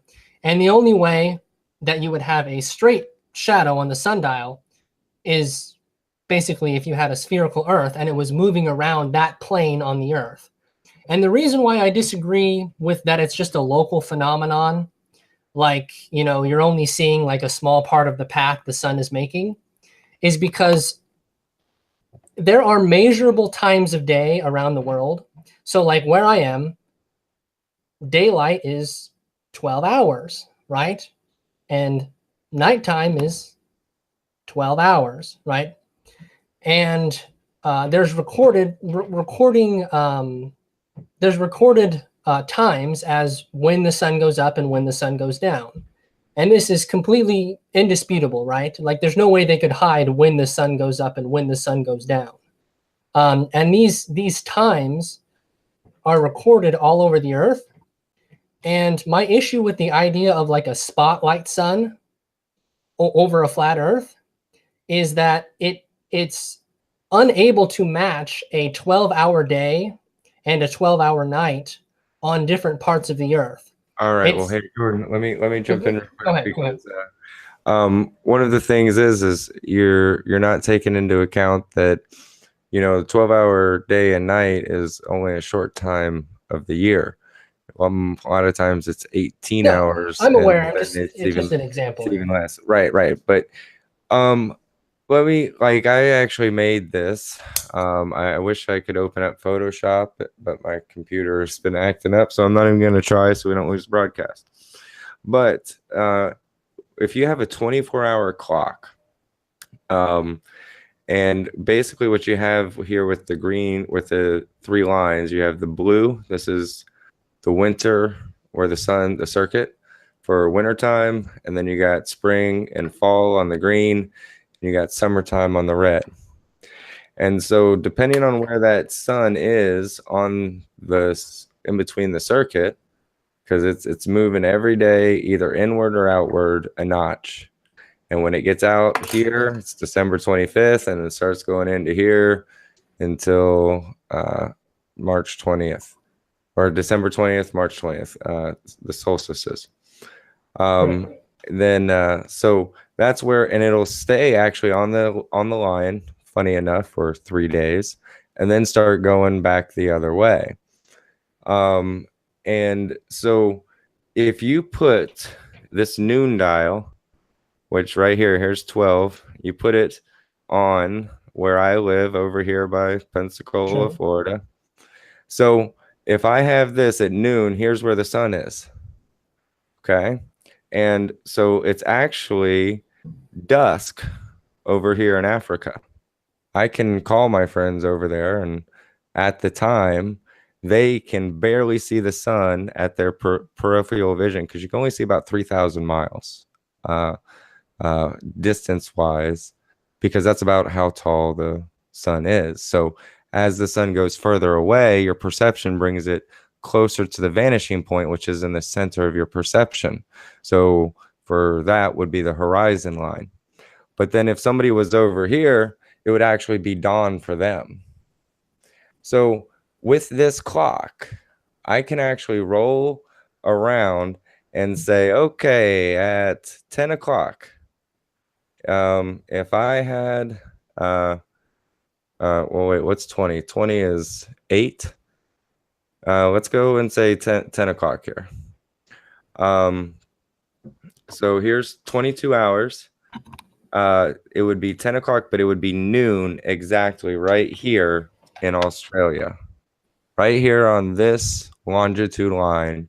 So I could, if I made this clock actually working on a 24-hour thing, I could look at the clock and tell you exactly where noon was on the Earth.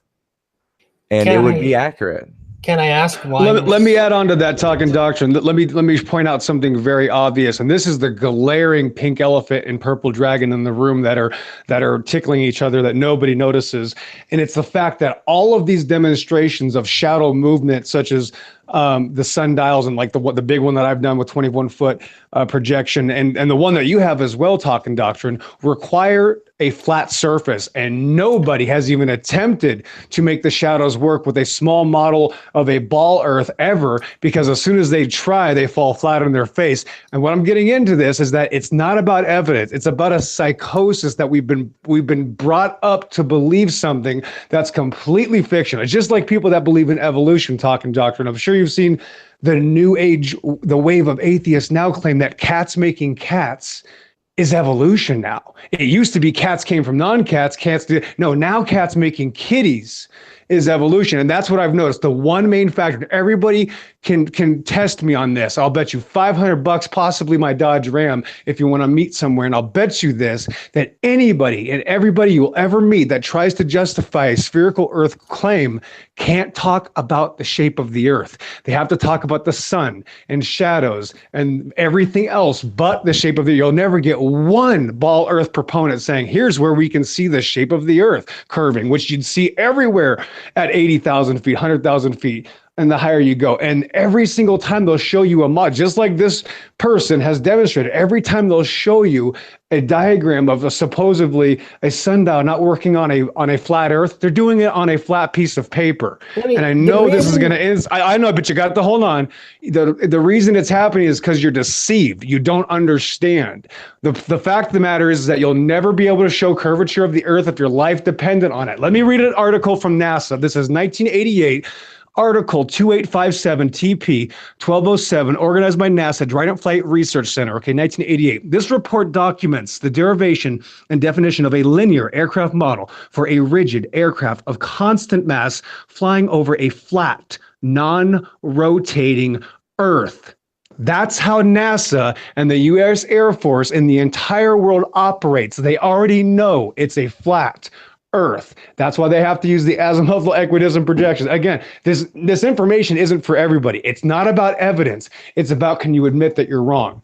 And it's not for everybody. I'm sorry. There's no evidence against this flat earther. I'm not even a flat earther Talkin Doctrine. I can't stand the flat earth community. They're literally the dumbest people I've ever met in my life, because they literally attack Jesus Christ all the time. You've probably heard blood always finds its level.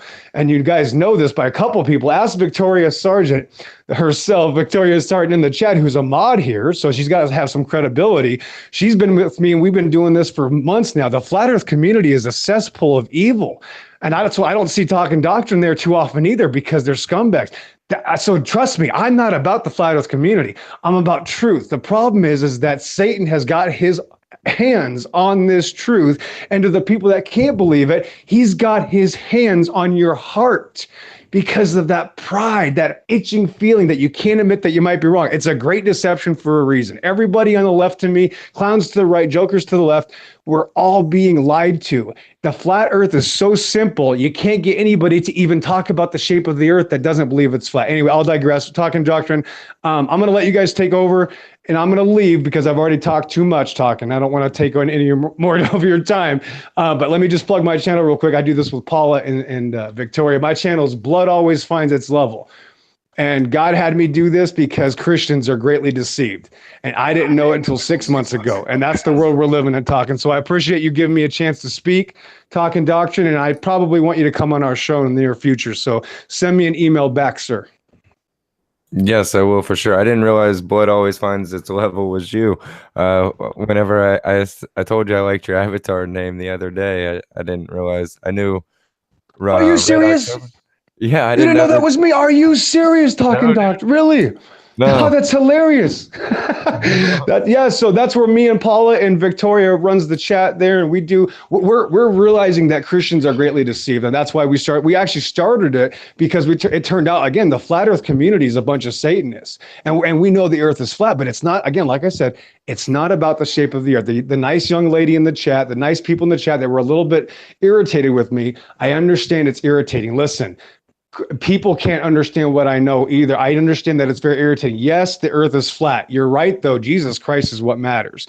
And if that's what you want to talk about, stick with that. But until you have evidence for a spherical earth, do not make a claim because the Bible says that you are a fool and a folly until you even research the topic. And you'll notice there is no evidence against the flat earth. But again, it's not about that. It's about the creator. And that's what this flat earth movement is hiding from because Talking Doctrine, they've came to a biblical truth, something the Bible is very obvious. Job 38, who stretched the line upon the foundations of the earth? It is like a seal pressed in clay. Duh, it's flat. Jesus Christ says the earth is the Father's footstool. It doesn't say the earth is the Father's soccer ball. All right. Very simple, kids. I'm sorry. And it's very easy. You just have to admit we've been lied to. Listen, I researched the military industrial complex for 30 years. You don't think it was hard for me to go, I was wrong? Swallow your pride, move on, and you'll be able to do a lot more work in life. So God bless you, gentlemen. And thank you for letting me be here tonight. Again, blood always finds its level. And I appreciate you talking doctrine. So God bless you, sir. And we're going to have to get you on our panel very soon. Sounds good. God Yeah, bless. hit me up. All right, gentlemen. Everybody have a good night. Thanks again for putting up with me. I love you guys. Have a good one. Got it. And if you're in the chat still, you still got the link, so pop on in if you want to later, no problem. And Victoria, you should have told me that about the channel. Victoria and Paula, I had no clue. I just know that elected fell out, so it's good to know about the channel, and I will check it out. I will put the channel link in the description along with everybody else who's on the panel as well. It's going to be a practice that I get involved or that I keep doing. So, Jordan, take a minute and respond real quick, but All right. then we'll move forward. Sure. Oh man.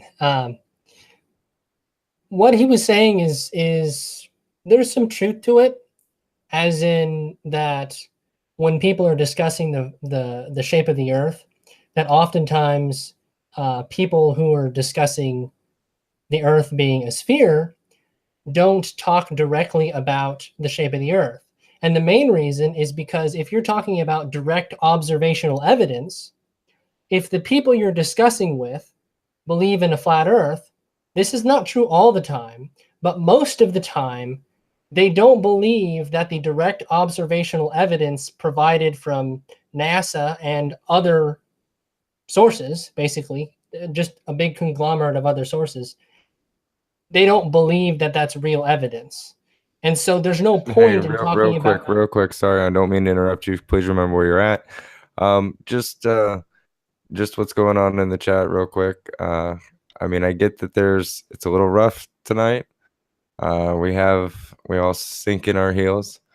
I will say that from my short little conversation with Allie, that she does seem like a sweet person. And I know Victoria is a sister in Christ. So from what I can tell, there might just be a little pride in there, but just Let them put on the gloves. right.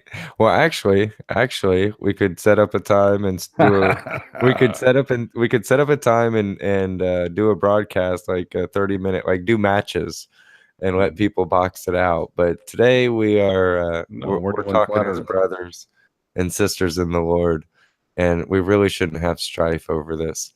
No. But Jordan, yeah, go ahead real quick.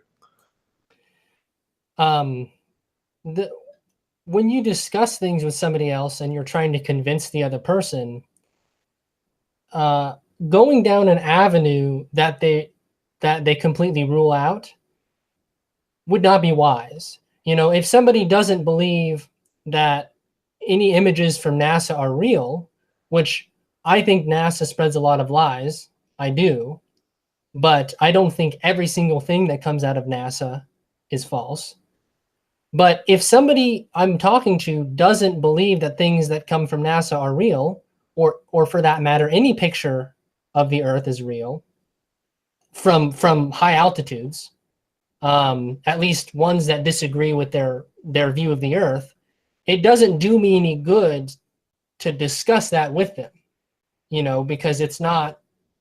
If you want to discuss something for the intent of convincing the other person, you have to find evidence, but evidence they'll actually listen to. So I agree with what he's saying a little bit, but there's a reason why people don't talk with people who believe in a flat earth very often about direct observational evidence, because it's not the case all the time, but most of the time they've already written off, you know, observational pictures of the Earth, and that's the main reason.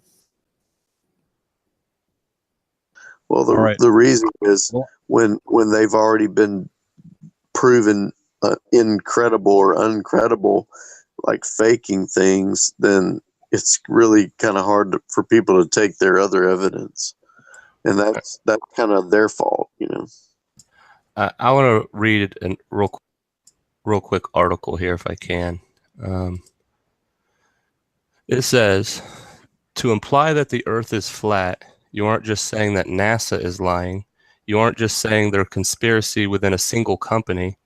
You're implying that there's a conspiracy involving the world's 71 space agencies, 13 of which have launching capabilities. Not only are you saying the 71 agencies are lying about the shape of the Earth, but every single person is lying or being fooled by the respective companies. Furthermore, every single astrophysicist is, by your implications, a scam artist getting paid to do research through telescopes and instruments that would be useless if the world were flat. So roughly 75,000 people are lying about what they do for a living. Not only is it absurd to imply that a NASA program under United States government could pull off this conspiracy, that all 71 space agencies around the world are involved in taking part of some conspiracy, and every astronomer, astrophysicist, and astronaut are also taking part. So that was an article I've seen. Well, I think that's been proven, hasn't it? That pretty much all of everything that has to do with space has to do with the United States of America. Right? Right, and it's all been a lie. It's Which, all been Freemasonic and what are them weird Christian Jesuit, Rosicrucian.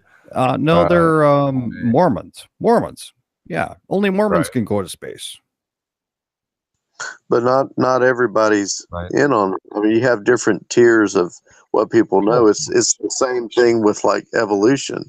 It's everybody has the same evidence, but it's how they interpret the evidence. So Well, it's because they're taught. they're punching numbers in the computer just like anybody else. I mean, they're not up there looking at it. So, And Yeah. you're also talking about 2 Corinthians 4:4. Let me start in verse 3 real quick. But if our gospel be hid, it is hid to them that are lost, in whom the God of this world hath blinded the minds of them which believe not, lest the glorious gospel of Christ, who is the image of God, should shine unto them. So the God of this world, I mean, you talk to me about 71 space stations, and I'll talk to you about principalities, dominions, and actually Satan's kingdom. Right, and the point of that I didn't write it, but the point of that would be to believe that every single one, there is no Christian, like you had Buzz Aldrin and John Glenn that talked about, this is what Buzz said. He brought wine and unleavened bread to the moon with him, and when he went up there, when he came back, he made a statement. He said it was so glorious to be able to walk on the moon, but nothing is more glorious than my walk with Jesus Christ.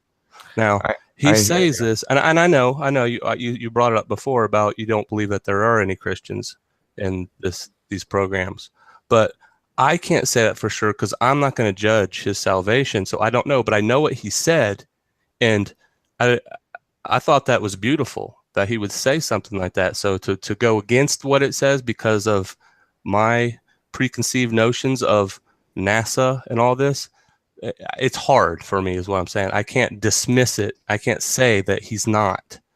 I hear you. I hear you. And for me, it was tough because I was, as a young kid, I mean, I was all into the whole space race or not race, but wanting to even be an astronaut at a really young age, even. So it was tough for me to swallow. One of the reasons why it wasn't so hard was because I never believed in the moon landing.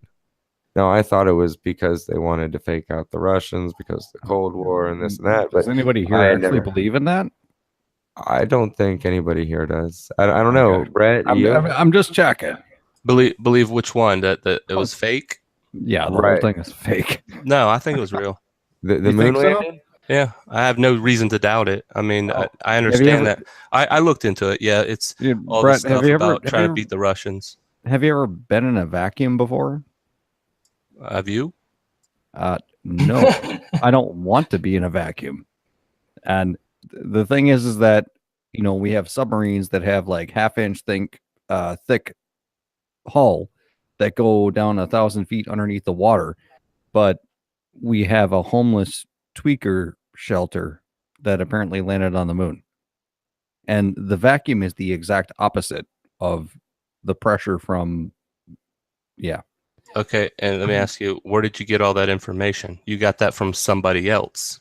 Well, So- I looked at it. Right, but I actually I was you at looked at it, but that don't mean that. I was at the space center there in Texas. I looked at their stuff that they had, and it was bullcrap. It was absolute bullcrap. I looked at it and I go, "There's no way you're going to go in complete vacuum in a cloth suit like that. There's just no way." And then they have a rover, a moon lander or something like that down there, and I'm like, "There's no way." The vacuum would rip that thing apart completely. Yeah, I'll say that it's very possible that it was all fake. But for me, it's just I don't. Oh, I think it's 100% because nobody else has done it.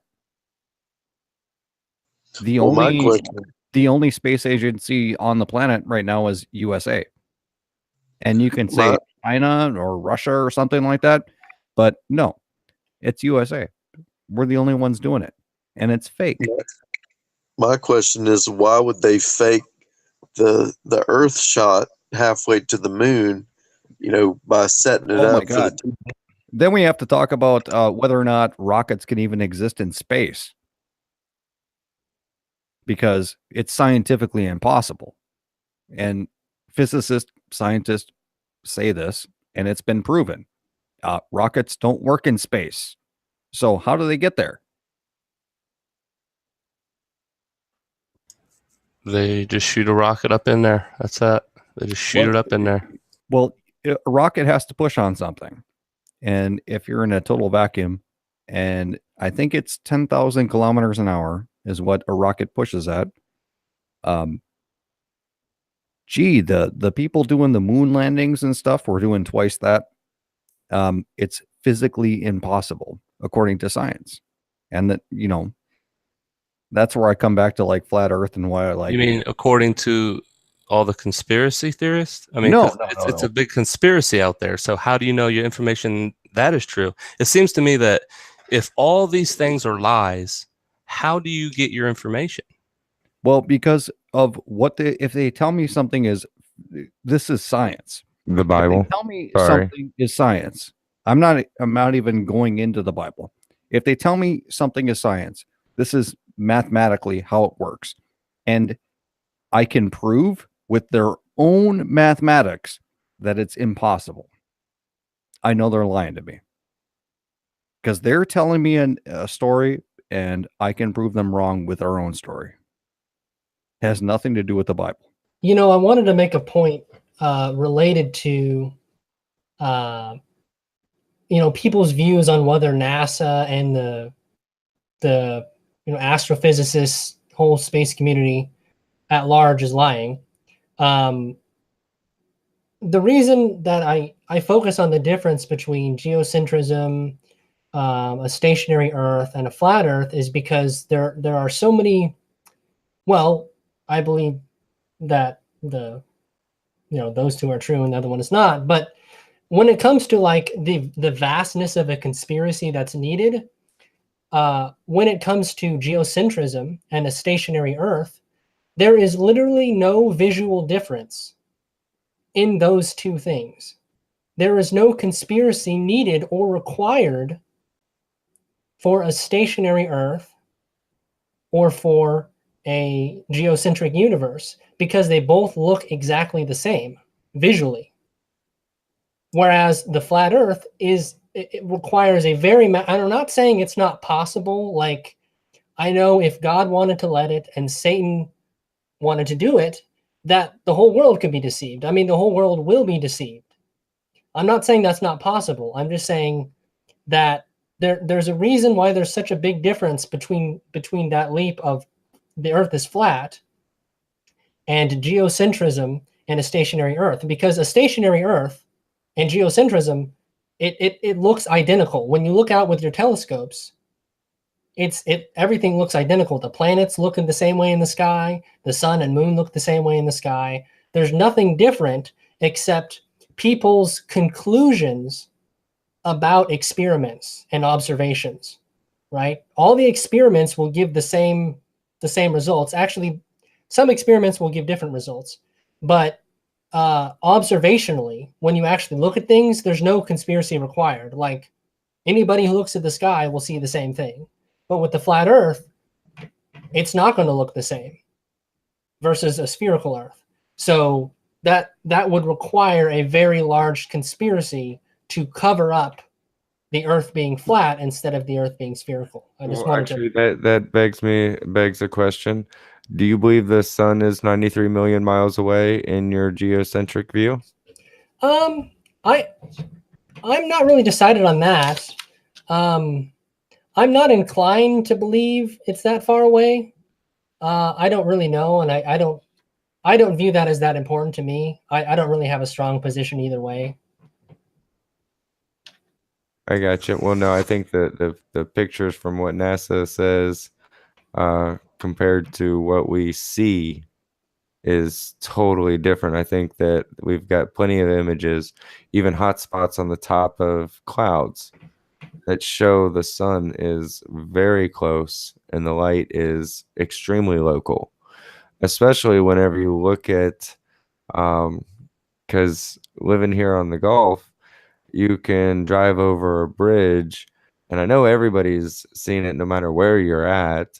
You've seen the sun breaking through the clouds, and you've got the sun rays, going at angles, converging at a point shortly above the clouds.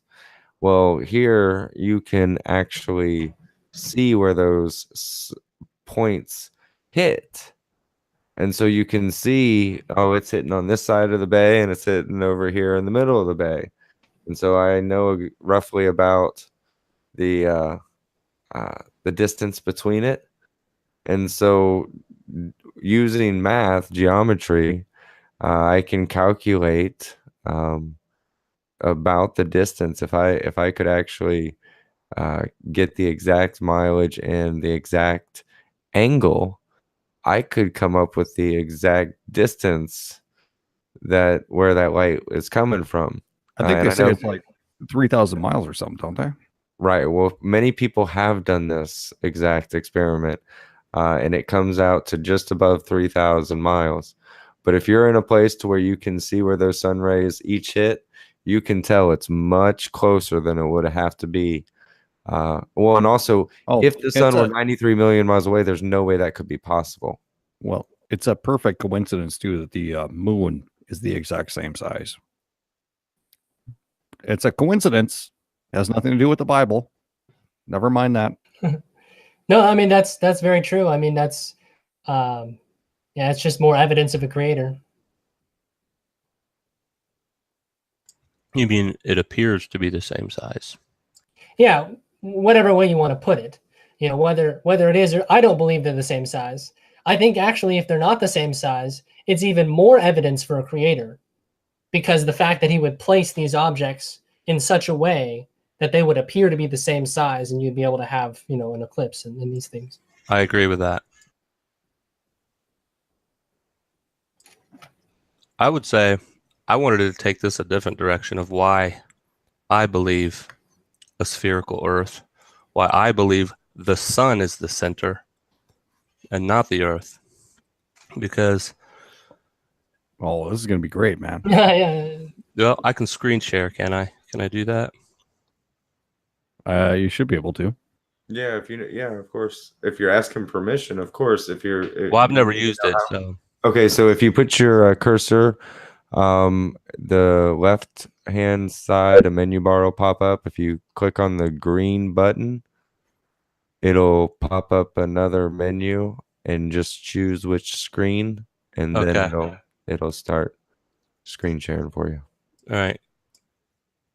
So can you see that? Yeah. Do you see my screen? Yep. I'm all the way on the left. That says the good side. That's where I am. Okay. All right. This is what I was explaining to you guys yesterday, but this is going to get, I'll make my point once I get through it. I'll just go through it real quick. If you see on the bottom is day one of creation.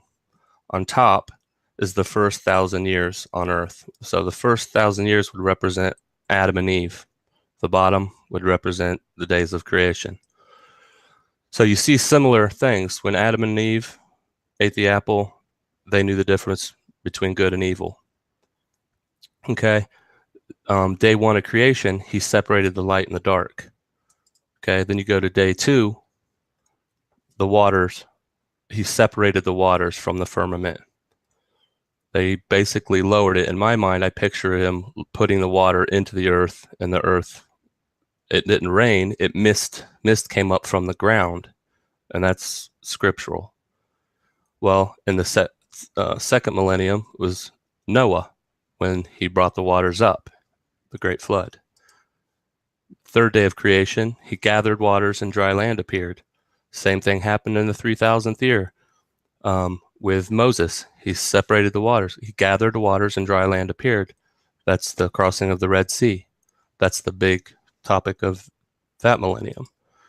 And here's where I'll stop it right here. You can keep going. But on the fourth day of creation, God made two great lights, the sun and the moon. Okay.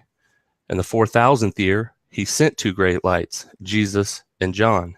Jesus represents the sun. Is it coincidence that we call it the sun? And then we have John, who reflects Jesus. He's reflecting the light of Jesus. John even said, I am not that true light. Okay, so there's a parallel here. So I'll go to this. So when I looked at, this is the first picture of an atom ever. So it's a sphere. And do you see anything similar to this and this? It's all spheres. And here you got orbits of the nucleus. To me, I look at it as God's fingerprint on creation. He set up a model, a pattern, deep. And this is something that only the last generation would even get with the technology and stuff. Well, not necessarily the last generation, but and then you notice that Well, I think model the spiral is similar to more. that. I Okay. mean, see, the sun representing Jesus. Why would we put ourselves at the center? I mean, to me, Let me that's ask real quick. So Yeah. you're saying a universe that's centered around the sun, right? Not the standard model? correct. Okay. So that I just wanted to make that distinction, because you're not saying that the standard model is correct. You're saying that the sun is the center of the universe, and the earth around the sun is also really close to the center. Correct. Okay, Correct. that's interesting. Because Jesus is the point of creation. He is the center. He is that light. Okay, so to put us at the center, I can't even. I won't even go there. But even the DNA, the breakdown of everything. Everything's sphere. Okay, everything is his fingerprint is the pattern I get. And just look at the water molecule. It takes a hydrogen and oxygen to create water. So here, to me, this represents the Trinity of, water of life. You got the Father, this is the Godhead, and you got the Holy Spirit and Jesus, and together they create water. To me, spiritually, I can see God's fingerprints on everything once you break it down to the raw core of the very nucleus of everything. So when I look at the universe, I can picture this because it matches everything that he's ever created. He put his fingerprint on it, and only less knowledge will be increased in the last days to even make sense of any of this. None of the other thousands of years of would ever understand this. And my bigger point would be this. We talk about Satan deceiving the whole world. We know that's going to happen, but that's not going to happen on a more larger scale until the Great Tribulation, until the light of the world is taken out. So I see it. Yes, there's a lot of deception going on. Fact. But the way I see it is God is in control. There is nothing that God is not in control of right now. He will hand over the reins to Satan, let him have a short time. But right now, God's fingerprint is on everything. He is in control of everything.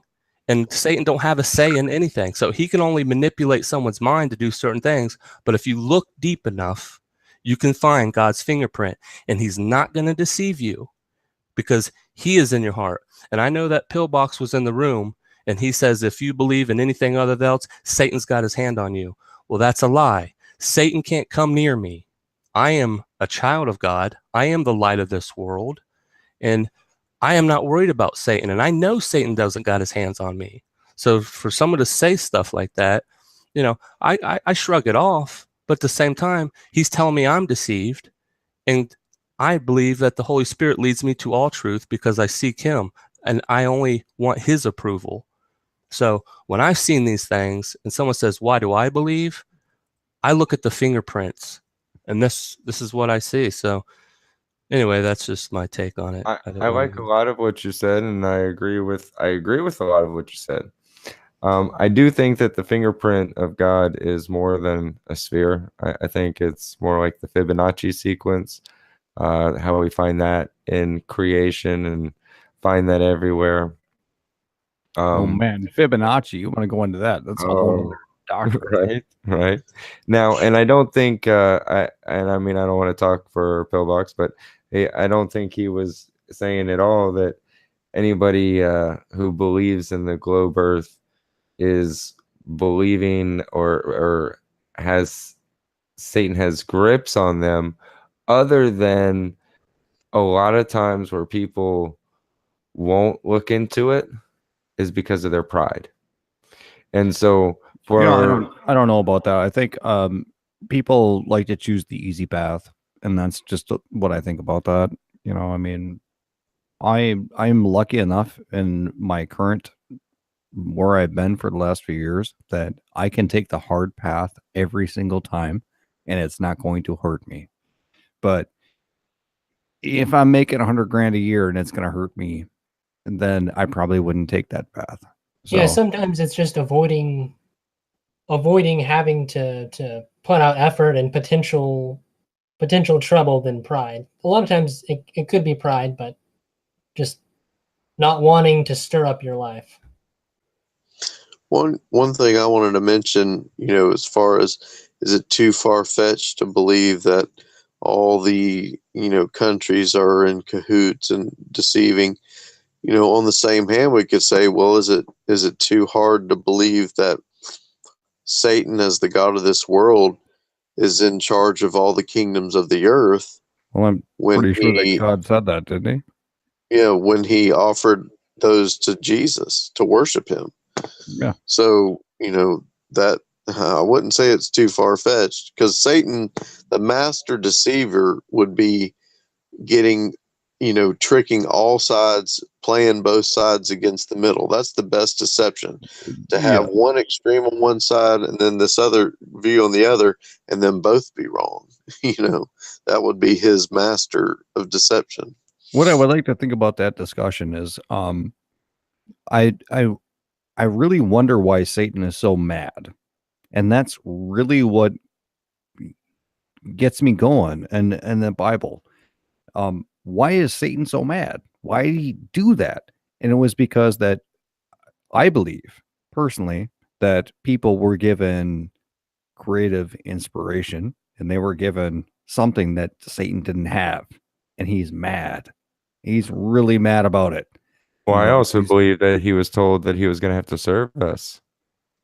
Well, according to the Bible, we're judging angels. So, Well, Satan's an angel. So I guess, yeah.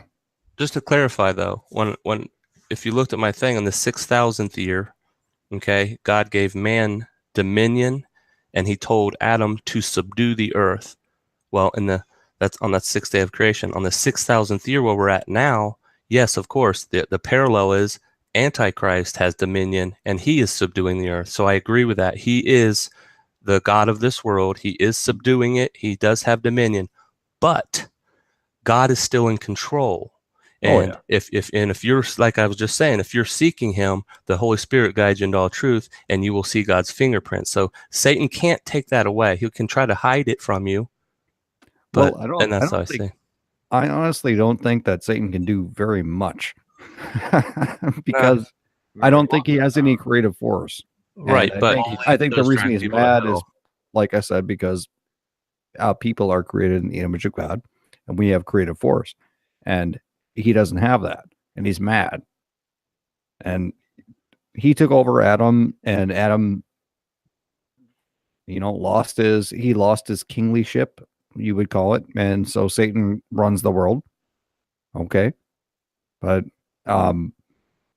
there is a difference there between people and people like, angels, I don't know, cherubim, like Satan. There's a difference that they cannot have what we have. And that's the reason that they are mad. That's the reason that they come after you, is because they don't have creative spirit. They don't have anything. Right. God created us and God loves us, and that makes them very angry. Hey, Brett. Well, God loves them too. It's weird. I'm obviously not in heaven, but it's like, that's weird. You're a super powerful being and you're going to be all mad. I don't get it. I do have a question, Brett. Since you mentioned the firmament and stuff like that, what about the verse that says that talks about the waters above the firmament? If you believe in space, what do you believe about that verse? I think it's Psalm, I want to say somewhere 90. I can't remember. I could look it up maybe. Yeah, that's in Psalms and Genesis, where the water is above the firmament and below the firmament.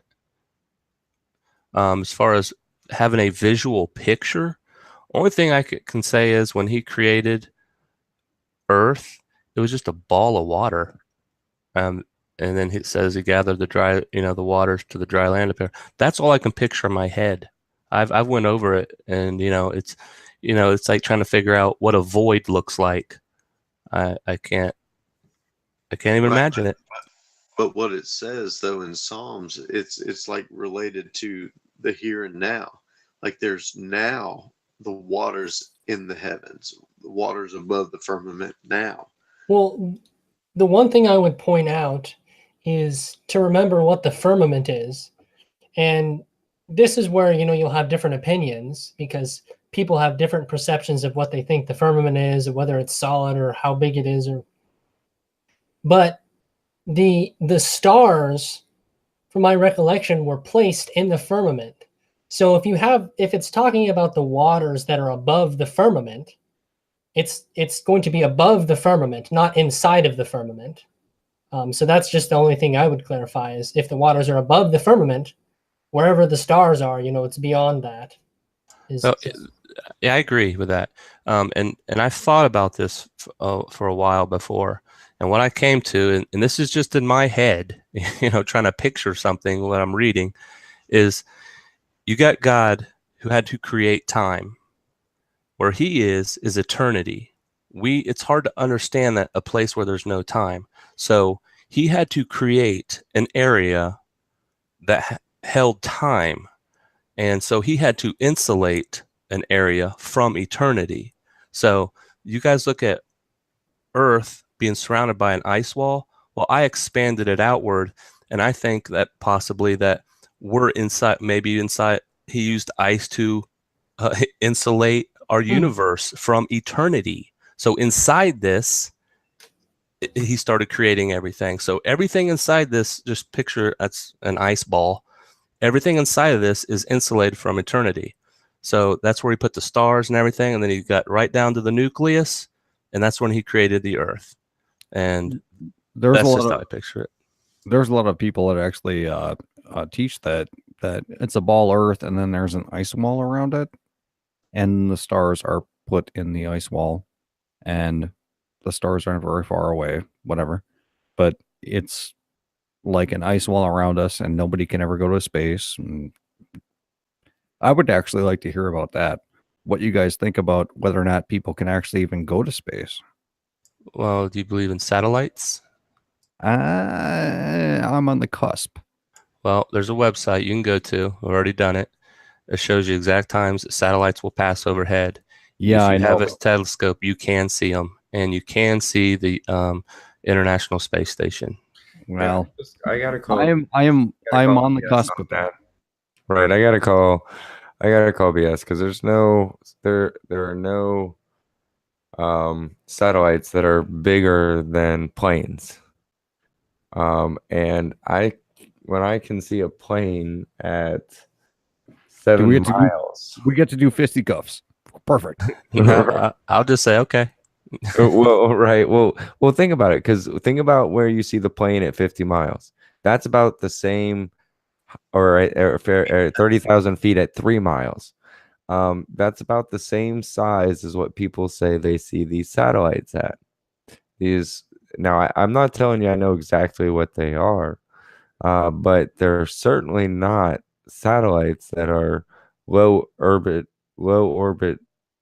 orbit of over 400 miles high, because a plane which is 3 times larger than most satellites it can barely be seen, almost like microscopically, at 30,000 feet. So if we multiply that by 420 divided by 7, I mean, you're going that much further and looking at an object that's 30% the size and expecting to really see it. It's like, nah, I believe let's use our common sense.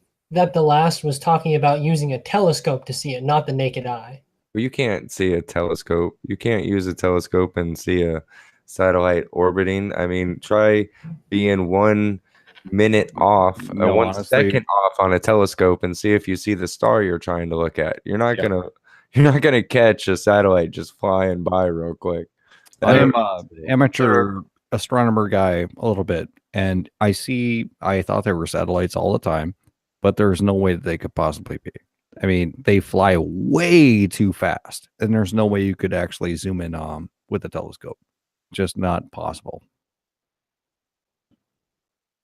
Right, and at that distance, if you, and I'm not saying you're not using your common sense, Brett. I don't mean to sound like that at all, but I'm just saying that if we use our common sense and put in the math of what we can see compared to what the numbers are that they say they are, it's just impossible. And another thing about satellites is it's like 9/11. You know, if we use their information for their information, the materials just aren't structurally it doesn't work out, because most of the satellites are aluminum, gold, titanium, all of which that melt at much, much, much lower temperatures than what they say the ionosphere is. Yeah. They're gonna go up there in their tin can with 2,000-degree heat, and and there's a zero vacuum that they can't even reproduce on Earth. It's BS. Everything that they say is BS. So that all brings me back to, what do you trust? I mean, where's everybody getting their information? Because it sounds like everything's a conspiracy. No, it's not a conspiracy, and I think that's where Matthias and Daniel are off into a land that I don't go into. But if I can objectively prove myself that this is not the truth, then that is not the truth, according to me, because I've done it.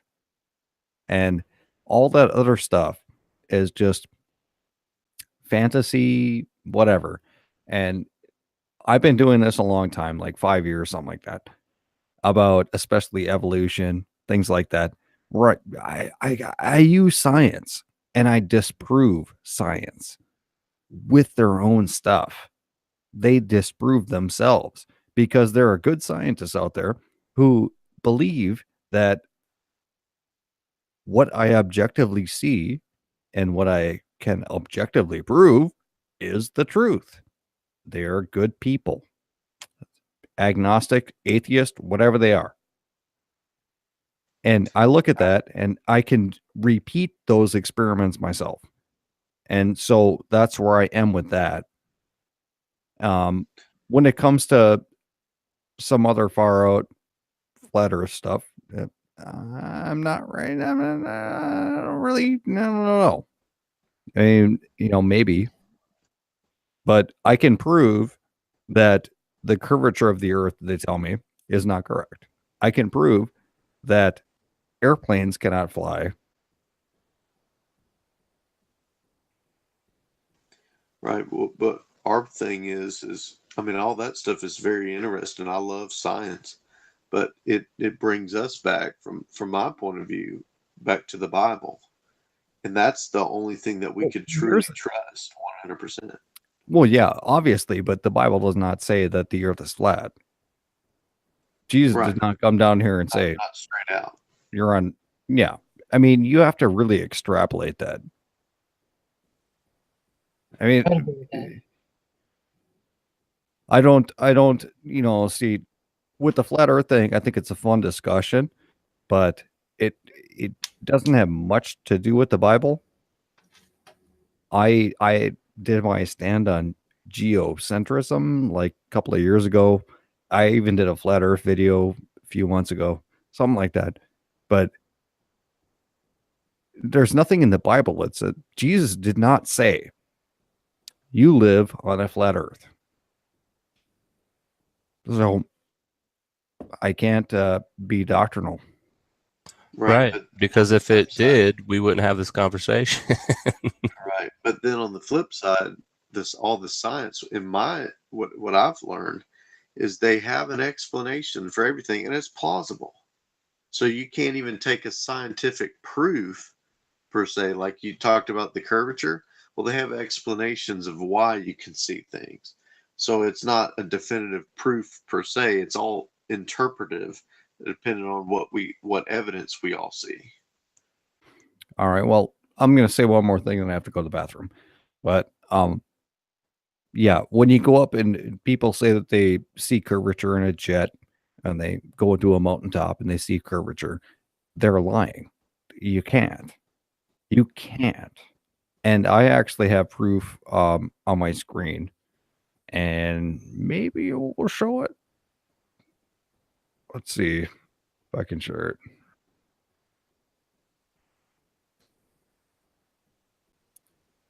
People see that? Not yet. Yeah, I saw it. Yeah, we Okay. can.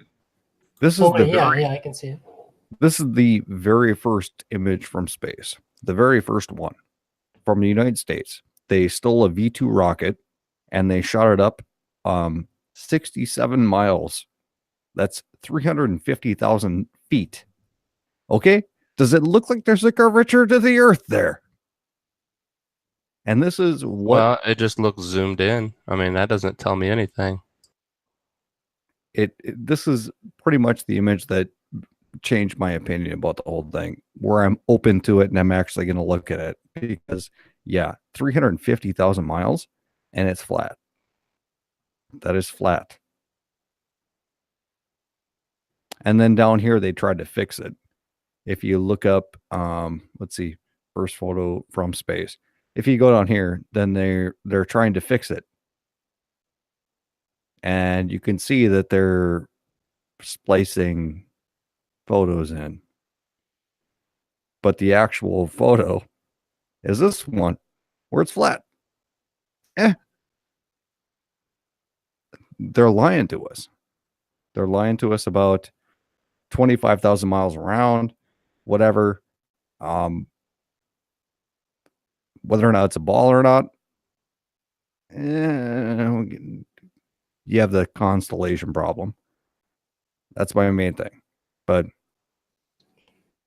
relating to, I don't know if it's the same constellation problem you're talking about, but kind of the theme is that, you know, when you start to get into a lot of science, and I think, you know, the problem with science is more the people and not the science, because science is just science, but, you know, people have biases and we draw different conclusions. So I like really simple stuff. And the one thing that, you know, when I believed in flat Earth and, you know, I kept researching, what I try to do is to prove myself, meaning, like, when I feel like I'm solid in something, I try to find people who will poke holes in it. And one of those holes is essentially the southern star spiral. I don't know, however you want to say it, but so on a flat Earth, you know, you have the North Star, which isn't, you know, specifically the center, but basically, you know, you can take time-lapse images of the stars and, you know, you get a spiral in the sky. And the idea in the flat Earth, people have different ideas, but a lot of times people in the flat Earth think that, you know, you have a dome and the stars are essentially inset in the dome somehow, right? And that, you know, there's a lot of perspective issues. And I agree that you could have, you know, similar perspectives for a large part of the Earth. But when it comes to people in the Southern Hemisphere, you start seeing, and this is directly observable. It's one of those things where no conspiracy can hide it because the average person can see. You know, if you have somebody, you know, on the southern tip of South America, I'm exaggerating. You don't have to be at the southern tip of South America, but just in the Southern Hemisphere far enough, you can take time-lapse photographs of the sky and you can see the stars spiraling around a different point, not the North Star, right? So there's two central points that stars circle around from our perspective. And I don't know how that's possible on a flat Earth. At least I haven't seen any explanation of how that's possible. It's obviously clearly possible on a spherical Earth because you have an axis. Whether people believe the Earth spins or whether the universe is spinning around the Earth, which is what I believe, you have an axis in which the spinning occurs, and both points on that axis, when you look out towards one axis or the other axis, you're going to have 2 points in which the stars spin around. So does anybody like have an explanation for how that other point is on the flat Earth? I have an explanation. It was done with mirrors. Yeah, that convincing. Isn't that the only thing that you saw? Because I'm sure that you've researched that, because that's the main problem that I have with the whole thing. And the only explanation and the only video I ever saw was it was done with mirrors. And I'm like, God put a mirror up there? Or a reflection of the dome, maybe. Yeah, and I get this. Okay. Reflection of the dome, I completely agree with. When Hubble looks out into space, they're looking at an ice dome. And yes, I do believe that there's an ice dome out there. But You believe in Hubble? well, I don't know. I mean, we haven't even talked about that yet, about whether or not you think you can go to space, because the research that I've been doing, it doesn't even seem possible to go into space according to what they're telling us. Well, here's the interesting part, and this is the reason why I think that satellites and telescopes are real, is because the information, and like if you watch that Principle documentary, you'll see what I mean. There's a lot of other information out there, but the information that is coming out from sky surveys of the placements of stars, the microwave background radiation, whatever people believe that that's from, the different things that are being measured by looking into space are actually pointing to a universe that's centered around the Earth. And so it would seem odd to me that if Satan were creating, I do believe that's possible if Satan wanted to do that and God let him, but it wouldn't make sense to me that if Satan were to create a vast conspiracy and fabricate these things, why he would have them point to a geocentric universe. That doesn't jive to me. Like, you would think he wouldn't want to poke holes into his own story. It wouldn't make sense. Well, he can't help it. That's what I think, is he's not smart enough and he can't help it. Hey, real quick, guys, I'm sorry to interrupt. I had to return because somebody said, "Who should we trust?" And I wanted to know who said that, because I was kind of shocked that that somebody would ask that question. Who was the gentleman that said, "Who should we trust"? I never said who should we trust. I said, where do you get your information if everything is a conspiracy? What Everything isn't right. What information do you trust? Okay, right. Everything isn't a conspiracy if you fell for the scam. It's my grandfather worked for Lockheed Martin. It's called compartmentalization. He would bring home these actual models of the space shuttle, and I would have them. I was 6 and 7 years old. I thought, oh, this is really cool, blah, blah, blah, whatever. And he had no idea what they're doing. The right hand has no idea what the left hand's doing. It's just like the evolutionary movement. Are you saying it's a giant conspiracy that 100 million scientists across the world are lying about evolution? I mean, a 5-year-old child knows that there's no such thing as evolution. You know, the 2-year-old child learning to walk also knows the earth is flat. It's not a conspiracy if you are fooled. That's why it's called a deception. The Bible says right here in 1 John 2:15, love not the world, neither the things that are in the world. If any man love the world, the love of the Father is not in him. For all that is in the world, the lust of the flesh and the lusting eyes and the pride of life, is not of the Father, but is of the world. And the world passeth away, and the lust thereof. But he that doeth the will of God abideth forever. When the word world does not mean earth, it means this society, this realm that Satan controls. It's all satanic. What does God say about people? It says, not one of them is good, and every man is a liar. And then it says over here in Matthew 16:23, it says, but he turned and said to Peter, get thee behind me, Satan, thou art an offense unto me, for thou savorest not the things that be of God, but those that be of men. And out of, let's say 10 to 15 billion people have lived in history, Peter is in the top 50 most important people in history, and he was deceived by Satan. Just like these men are right now in this room. I'm sorry, that's the reality. I know it hurts, but this is the reality. The Bible is very clear about this, just like I was deceived as well. And I will nowhere be ever as important as Job or Peter or Matthew, Mark or Luke or John. There's not going to be a Bible about pillbox.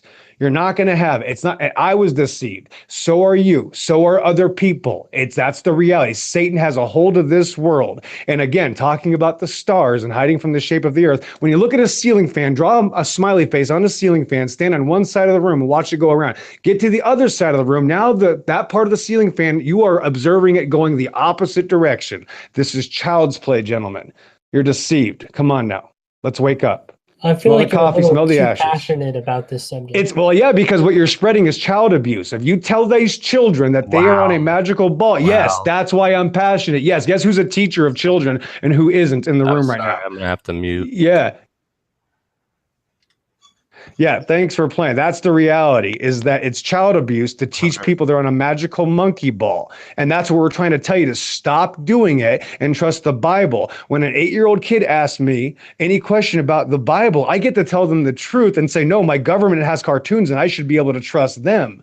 No, that's not true. It says right here, love not the world, neither the things that are in the world. If any man love the world, the love of the Father is not in him. You're deceived. Just like evolution is child abuse. Teaching children that they come from animals is child abuse. It's all a type. Satanism is child abuse. For a second. Look, It's reality. I'm sorry. Okay, but we've Yes, already it's reality. established. Okay, thank you. But we've already established that this is not a doctrinal issue. And now that you're saying, what you're saying is Satan is all over us and deceiving us. It says right here that Jesus turned to Peter and said, "Get behind me, Satan." And you think you can't be deceived? That's how I know I'm guaranteeing you're deceived now. Now you've basically admitted it, because you're saying you're better than Peter. Hold on, God says, if it were possible, even the very elect would be deceived. Right, but that's and you right. So you also think, see, that pride you have. You think you're elect. You think you're special and too smart. That's my point. That's how I know you're deceived. Hold on. Because let me step in the middle here. Because while I agree with everything Pillbox is saying, and the passion, you have to just be a little bit less aggressive, because people are taking it the wrong way. Now, I'm deceived by Satan on many things.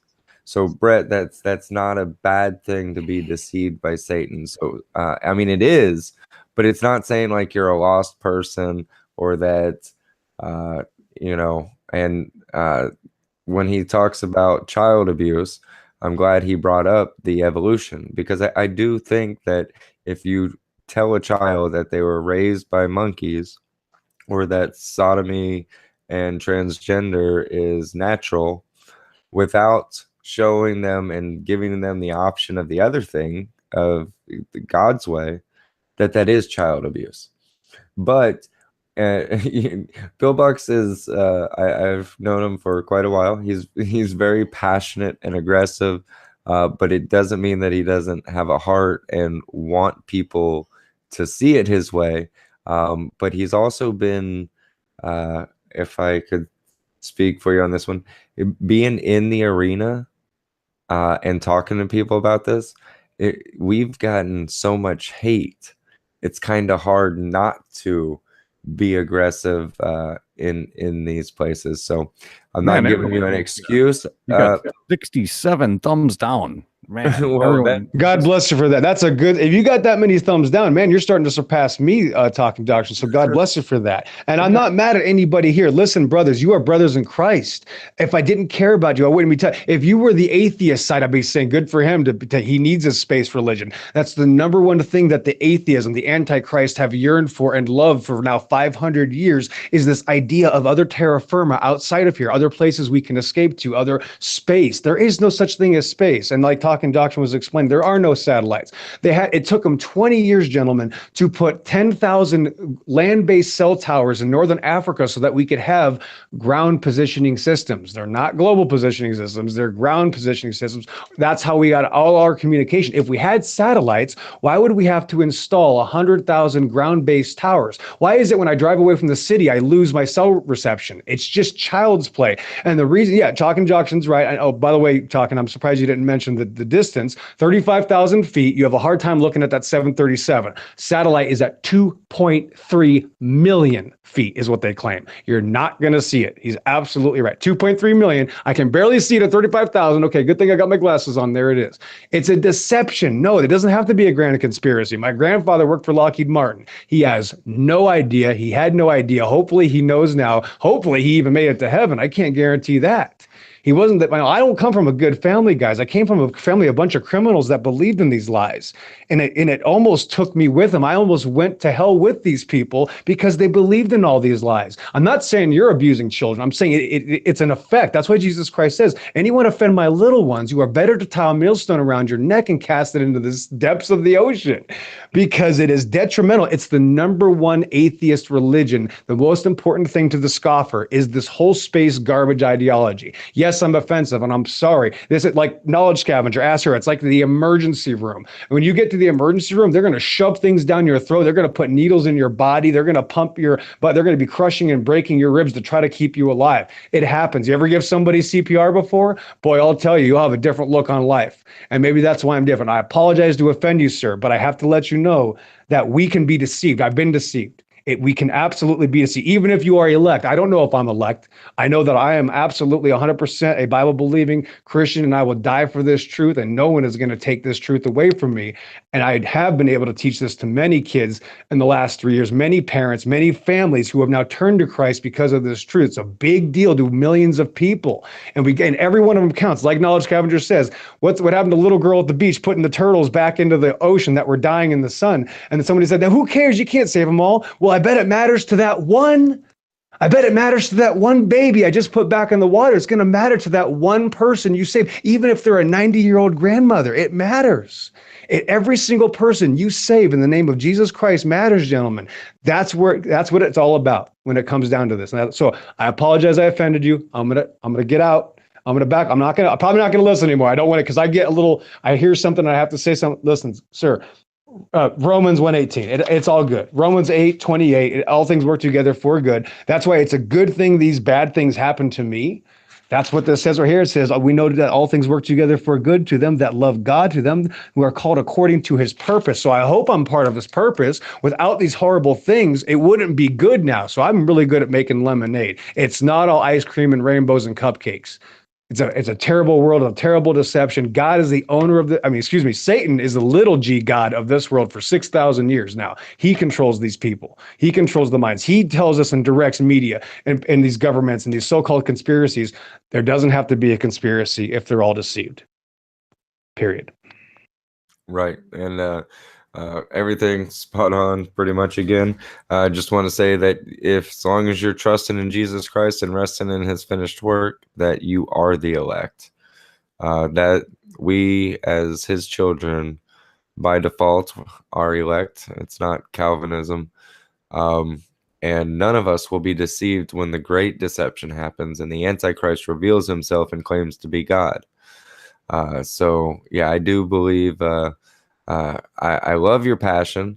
I'm used to it, so I get it, but I remember when I first met you too, so I remember what it's like when somebody first hears you and first meets you. If they don't agree with you, if they agree with you, it's like, man, I love this guy.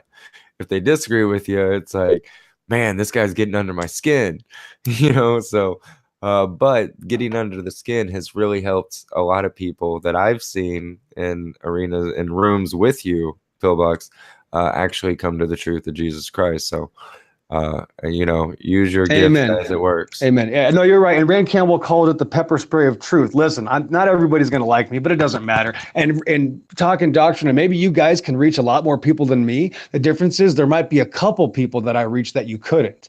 It's not the number. Like I said, every little one matters. Maybe it was starfish that little girl was trying to save and put back into the water. Every single, it matters to that one though, doesn't? That's all I'm claiming. I'm claiming we got to be very hesitant. We have to be cautious because we know the world is greatly received. What would Satan stop at? He would stop at nothing. It would be to the nth degree. It would be to the end. Every last morsel of his satanic being is going to try to kill as many of us and send us to the lake of fire as possible.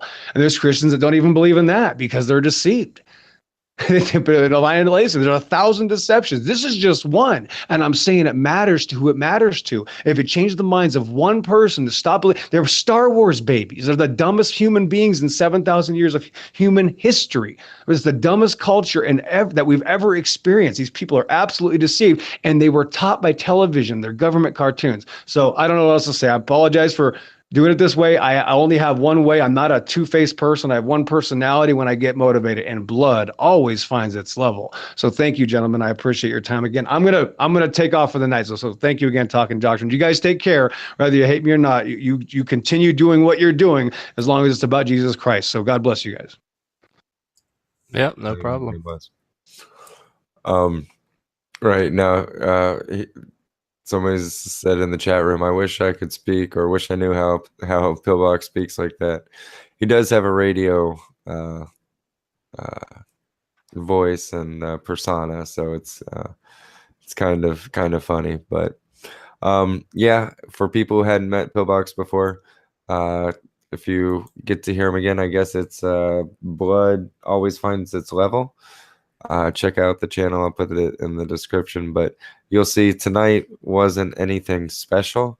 That's his passion. He's been that way as long as I've known him. He first came on D13 when we were doing those broadcasts. Honestly, he sounds like me like 3 years ago. Really? Yeah. Wow.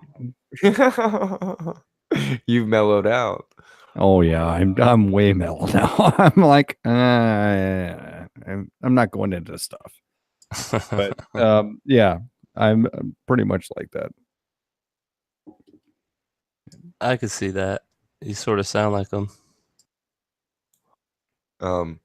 Right. He reminds me a lot of my buddy Call in that aspect of passion, aggression. But Call's passion is exposing Satanism and the abuse of children. Oh yeah. Where Pillbox, his is turned to flat Earth for sure. Well, if there's something you're to be passionate about and something that you're going to actually broadcast yourself to the entire world, you might as well be passionate about it. And that's kind of my position on that. And yeah, 2 or 3 years ago, if you listen to me like in my old videos, I sound just like them. Just exactly like them. Now, are these videos on the Max Bauer channel? Oh yeah, I'm going to listen. Hey, and I do want to add real quick. I don't like calling people out too much. But Allie in the chat room says that she likes Colin Casey. The only Casey I know is the Enter the Stars, the Gnosticism. You go into yourself for salvation. If it's that one, you guys be very weary of the channel because it's straight up Gnosticism minus the gospel. Well, I think who do you actually listen to for flat Earth stuff? Because most of the people that I listen to that have good information are actually agnostic. Right, so, right. So, are there actual Christians out there that are going for flat Earth, or Skiba's the closest, and I think Skiba's saved. Skiba's got some good stuff with testingtheglobe.com. There's a few good videos, but they're not usually done by channels. So you can find some videos. I haven't really. The flat Earth has been off of my radar for a little over a year and a half. Well, good thing I attacked you right now. Right? Well, I mean, I can stick that shiv in your side. Right? Be all done. I mean, I just don't talk about it much. If anybody, a lot of people on this channel, I mean, Daniel and I have been flat earthers as long as the channel's been up. And there's people who have probably watched 80% of the videos and wouldn't have even known that we believe it. It's just not a real big issue. Now, I've used it and actually pretty recently to help soul win a couple times, and I try to find flat earth arenas to jump in, groups or whether it's on Facebook or Google Plus or different places, just so that I can, share the truth of the gospel in there. But like you just said, Max, they're so infested with Gnostic, atheist. The only Christian flat earther that I know of is actually Rob Skiba, and of course yourself. But all the people that I've been watching, no, they're all agnostic, and they don't get their view of the world from the Bible. They get it from what they visually see, and I can understand that. Well, and that's why I really think this is going to be used for the Great Deception because of what you're seeing. Yeah, that's the thing. I think it could possibly be the Great Deception, and I'm open to that. That I could be being deceived. Yes, I believe in the ball Earth, but no one can prove to me that that works. And so, yeah, I kind of in the flat Earth camp, but there are certain problems you have to fix before I can go there, and that's where I'm at. I gotcha. Daniel, I'll throw it to you in just 1 second. To answer Stephen Kennedy, question Dean Odell. We got his book in the mail today. I need to message him and let him know that I got it. I asked him if he would come on Talkin Doctrine and talk to me about the gospel because he is a flat earth preacher who does believe a different gospel. Started the book already. Lord willing to be finished within a couple weeks, and then hopefully we'll have him on the panel to talk about his book and the different gospels that we each believe.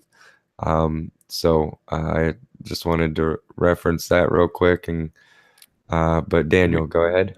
Do we actually believe different gospels? Oh, Dean Odell, yeah. Dean Odell does believe a different gospel than me.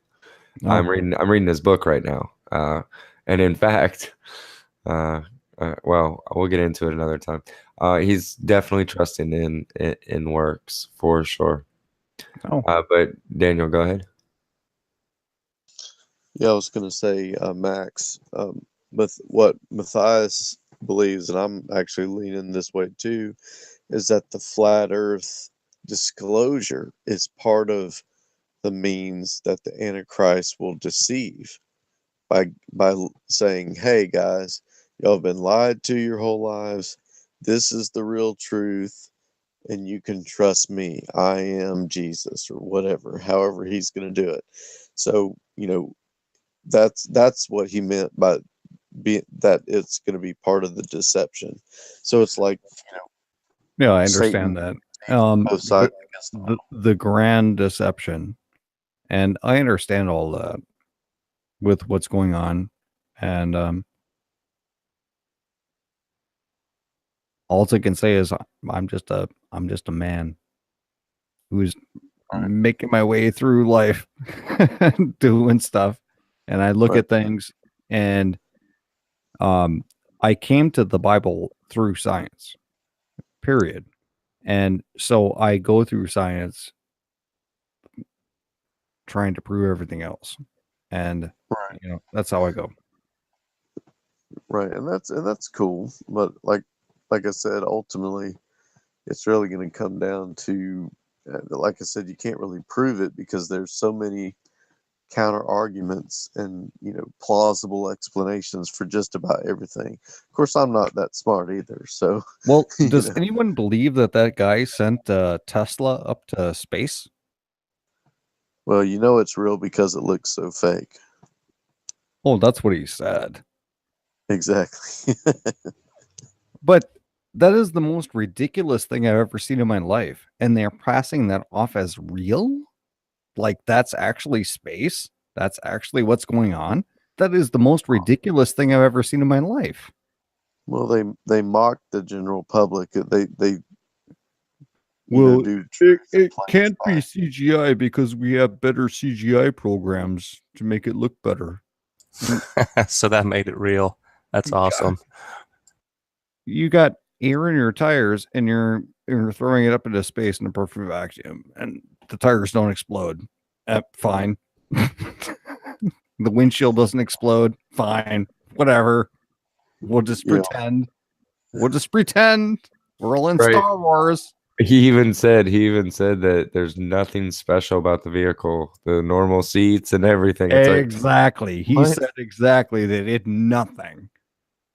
Right. And like, wait, doesn't it change from like hundreds of degrees from not being in the sun and Well, being in the sun instantly, from supposedly what- for the astronauts. From what they tell me, it's like 200,000 degrees outside the atmosphere. But I don't know because I've never been up there.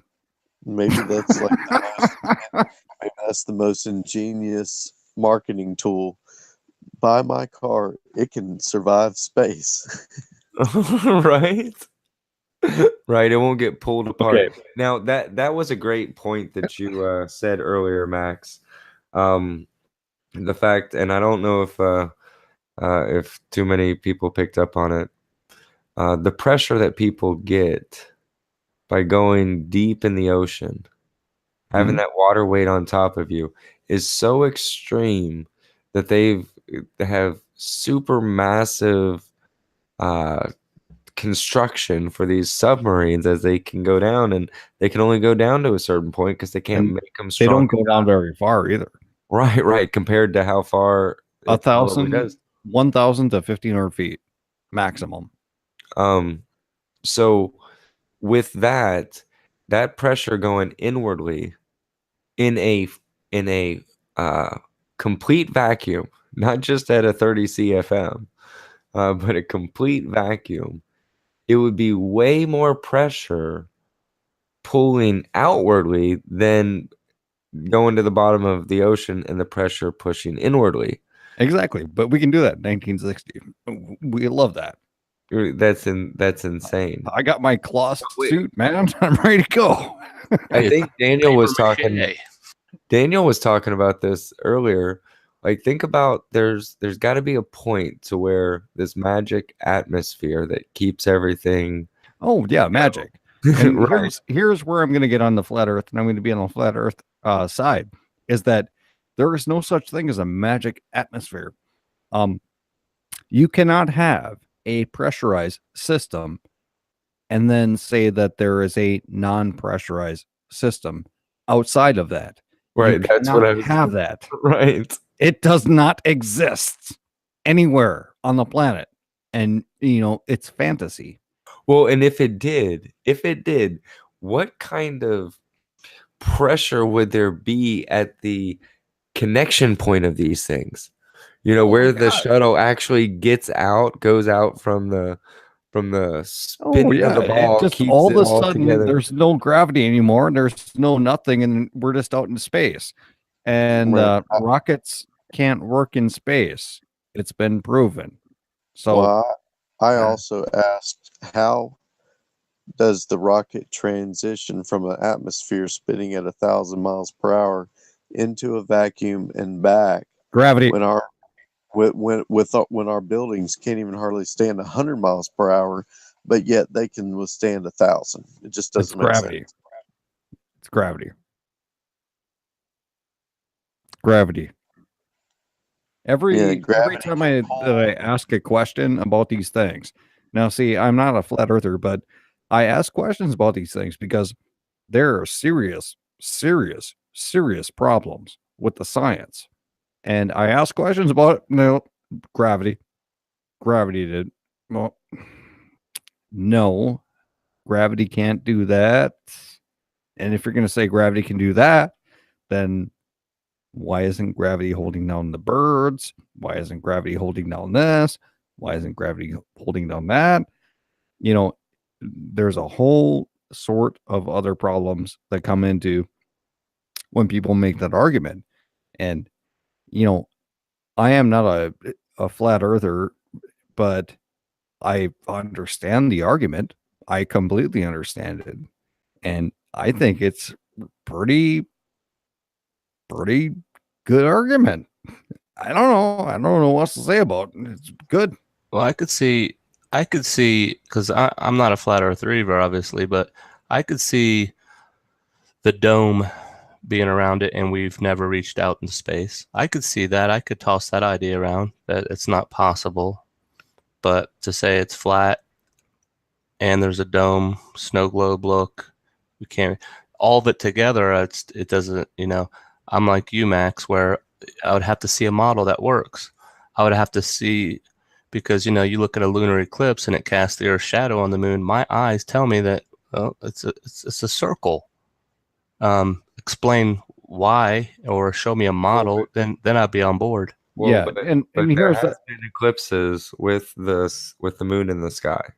Now, I can't tell you what exactly an eclipse is, but I can say that it's not the moon passing in front of the sun. I don't know what is passing in front of the sun. well, I don't know how they're able to predict it. here's the thing where we're like messed up on this is that we do not agree because we have models that work and the flat earth does not have a model that works. I can objectively view that what you're telling me is probably true, but we have these other problems that nobody else can explain, and it should be easy to explain.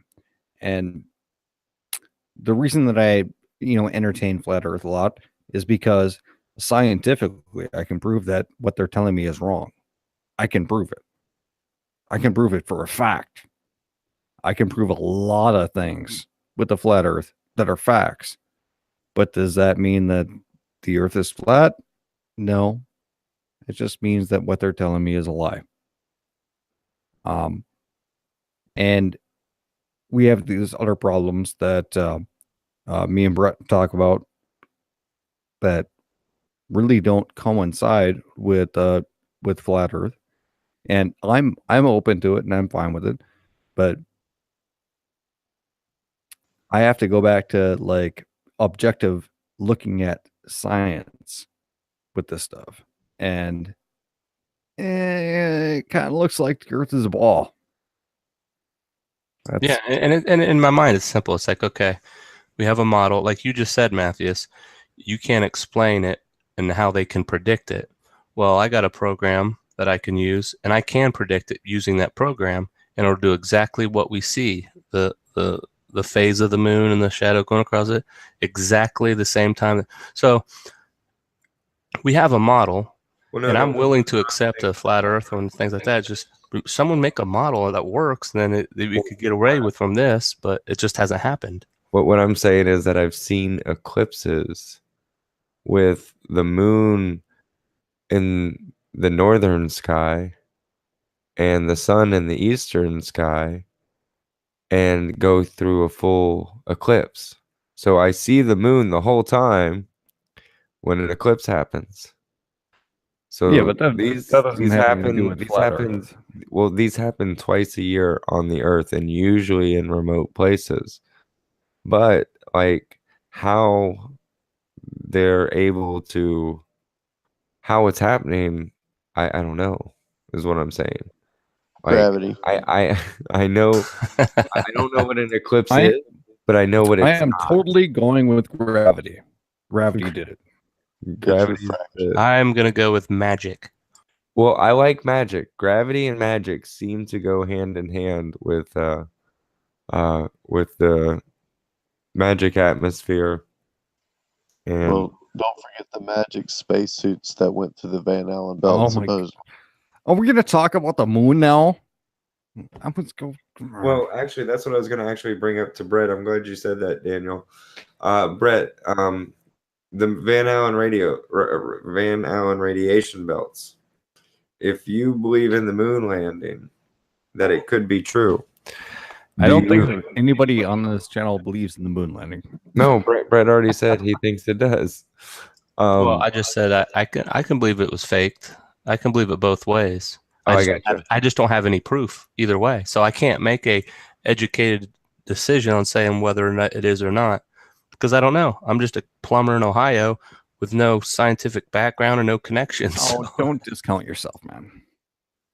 Right, you actually can. That's one of the things that's great about flat Earth, and I think Max even brought it up earlier. It's because you can actually take the science out of the experts' hands and do observable, common sense experiments. That's what one of the things Pillbox was saying with his 21-foot sundial. One of the experiments that I did was put a string on as long as distance as you can get inside your house. and put it low to the ground and put a flashlight on it and put a video camera on the ground facing it, that string from a distance, and start pulling the flashlight your way.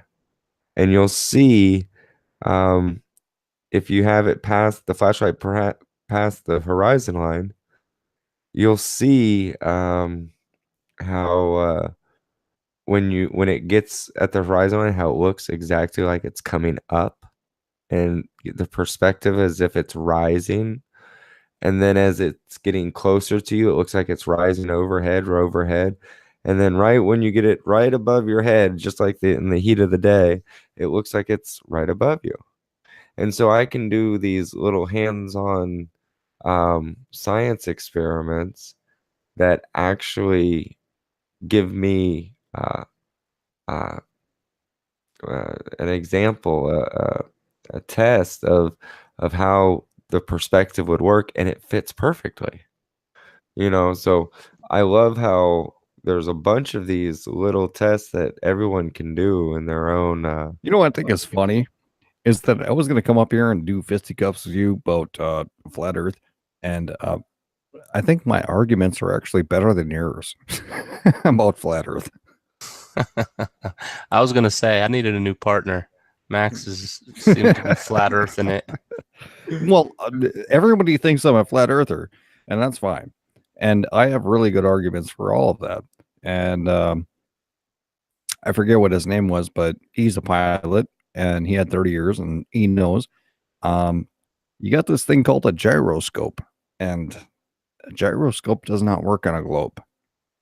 And all pilots should be flat earthers, period. And that's just how it goes. If your gyroscope's calibrated to gravity, though. Oh, gravity. See, it always comes back to gravity, doesn't it?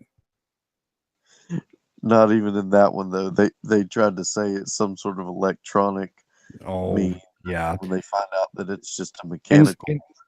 What happens is instead of using a mechanical gyroscope, they use a electronic one now. So they can manipulate whatever they want to tell you. But a mechanical gyroscope is centrifugal force. That's it. And you should be flying off into space if you're trying to stay level on your plane. That's just it. That's just how it goes. And what do you think about of a electric universe? That has to do with like David Icke and stuff like that, and people being electric bodies and in the force and all that. And it's kind of really new age.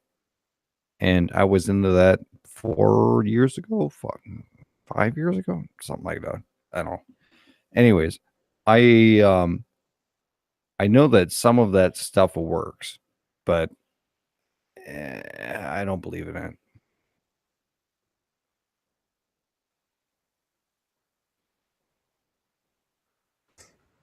Well, unfortunately, I might have to call it here real quick. Yeah, I think we are too, because it's been like 3 hours. Right, I was about to say we are getting into to tomorrow already. A 1 hour into tomorrow if you're in Central Time Zone. I do appreciate everybody coming on. I want to throw it around and let everybody say bye to everyone, and we'll call it a night. But I do also want to wish everybody happy Resurrection Day. I don't like the bunny and it's gonna be fun tomorrow. Right, I don't like the bunny and the eggs, but happy Pagan Day. Glorifying the empty tomb is a great thing. And what's funny is this is the first year that I know of in my lifetime, and I could be wrong. I could be wrong, that Passover and Easter, Ishtar, how some people would say, line up on the same day. But it doesn't matter exactly when exactly what day he rose. I think we can tell by the signs in the sky if you're using a lunar calendar.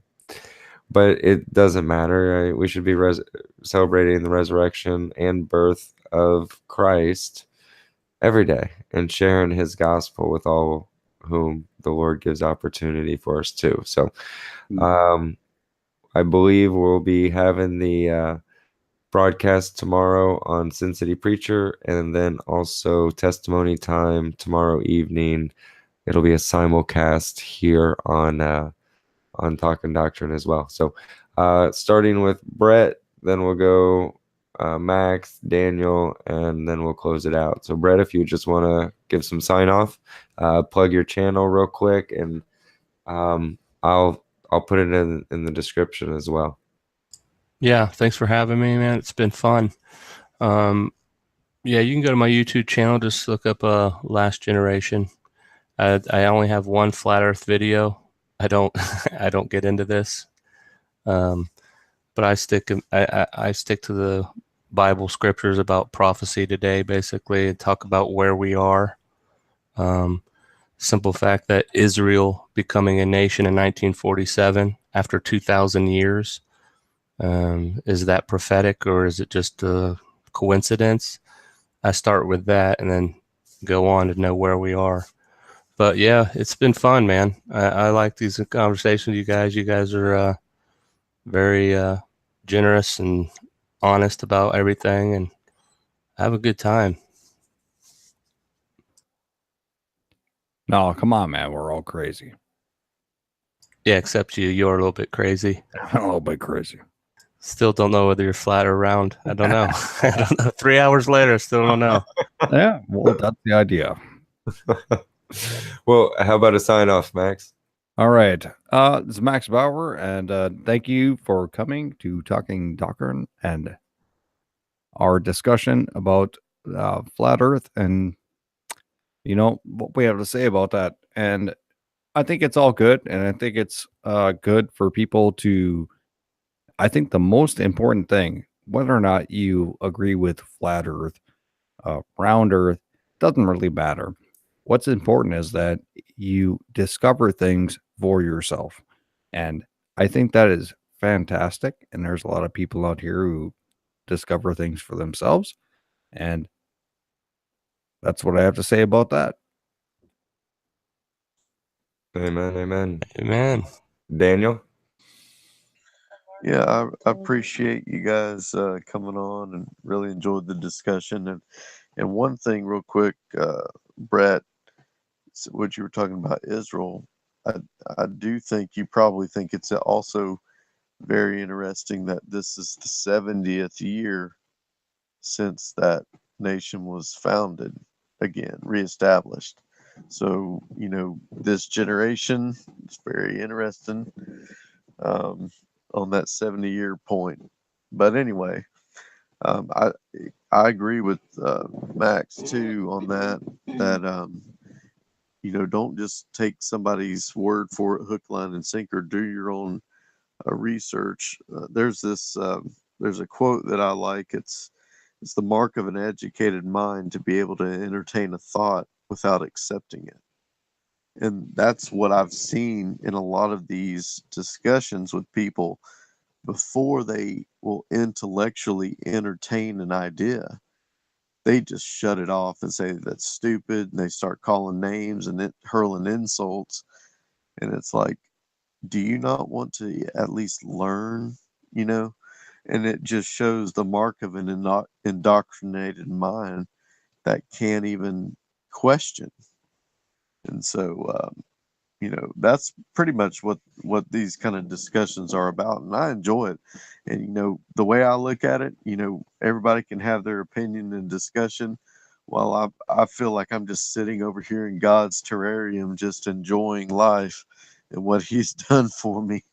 So the biggest thing is we just want to promote the gospel of Christ, that Christ made man right with Him through Jesus Christ. He forgave our sins. People are welcome to come to Him. They just have to believe that He's the reason why they get to go, and they can't do it themselves. So that's the main thing that we focus on. But these little side topics. It's just interesting for us to grow and learn other views, and to be able to sharpen swords, as Matthias says. So look forward to having you guys on another time, and maybe on some other topics too. So um, thanks again. Right. My sentiments exactly. I was going to say, well, definitely, Max is coming on for a dispensation, and actually Brett too, possibly. So for that one, we'll be they'll be more closer aligned, and they'll be more You could have me on for dispensation? Really? right. Really? Yeah. Do I have to get my boxing gloves out now? Right. Do I have to do that? In this corner, in the black trunks. Well, you talk. But think no, We it'll know be how to push his buttons now. exactly. It'll be fun. It'll be fun. And to the chat room, thank you guys for joining. Just one last time, guys. This is not an essential of the faith. This doesn't determine someone's salvation. I just want to extend to everybody, as long as you know that you know that you know that you're going to heaven, that God has given you the assurance of your salvation, and that you know that you're eternally secure. Things like what we talked about tonight matter not. If you don't know that, again, things like we talked about tonight matter not. But my prayer is that you'll get in His Word, ask for Him to give you His understanding, and so that you can come to a full realization that what He did on the cross was satisfactory to holy God, that you too could rest in it as well. And so that's what matters most. That's what all of us on the panel, I'll speak for every one of them, that's what all of us care about. And that's why we spend the time doing what we do. We'll talk about these off topics, but if anybody doesn't know Jesus Christ, you can email us at Talkin Doctrine with any questions you have, and we'll just point you to the verses that will make it clear where God is, what He's telling you, and let Him explain it to you. So again, thank you for joining us this evening. It's always a pleasure having everybody in with the fellowship. Sorry that it got a little bit heated. I knew it would a little bit in the chat room with this topic. But Lord willing, by example of what we gave on the panel, how to treat brothers with charity, even when we disagree, hopefully that was exemplified and something that people can use to make part of their lives as well. So that's my prayer. You guys take care. Have a wonderful and blessed day. We'll see you tomorrow. God bless.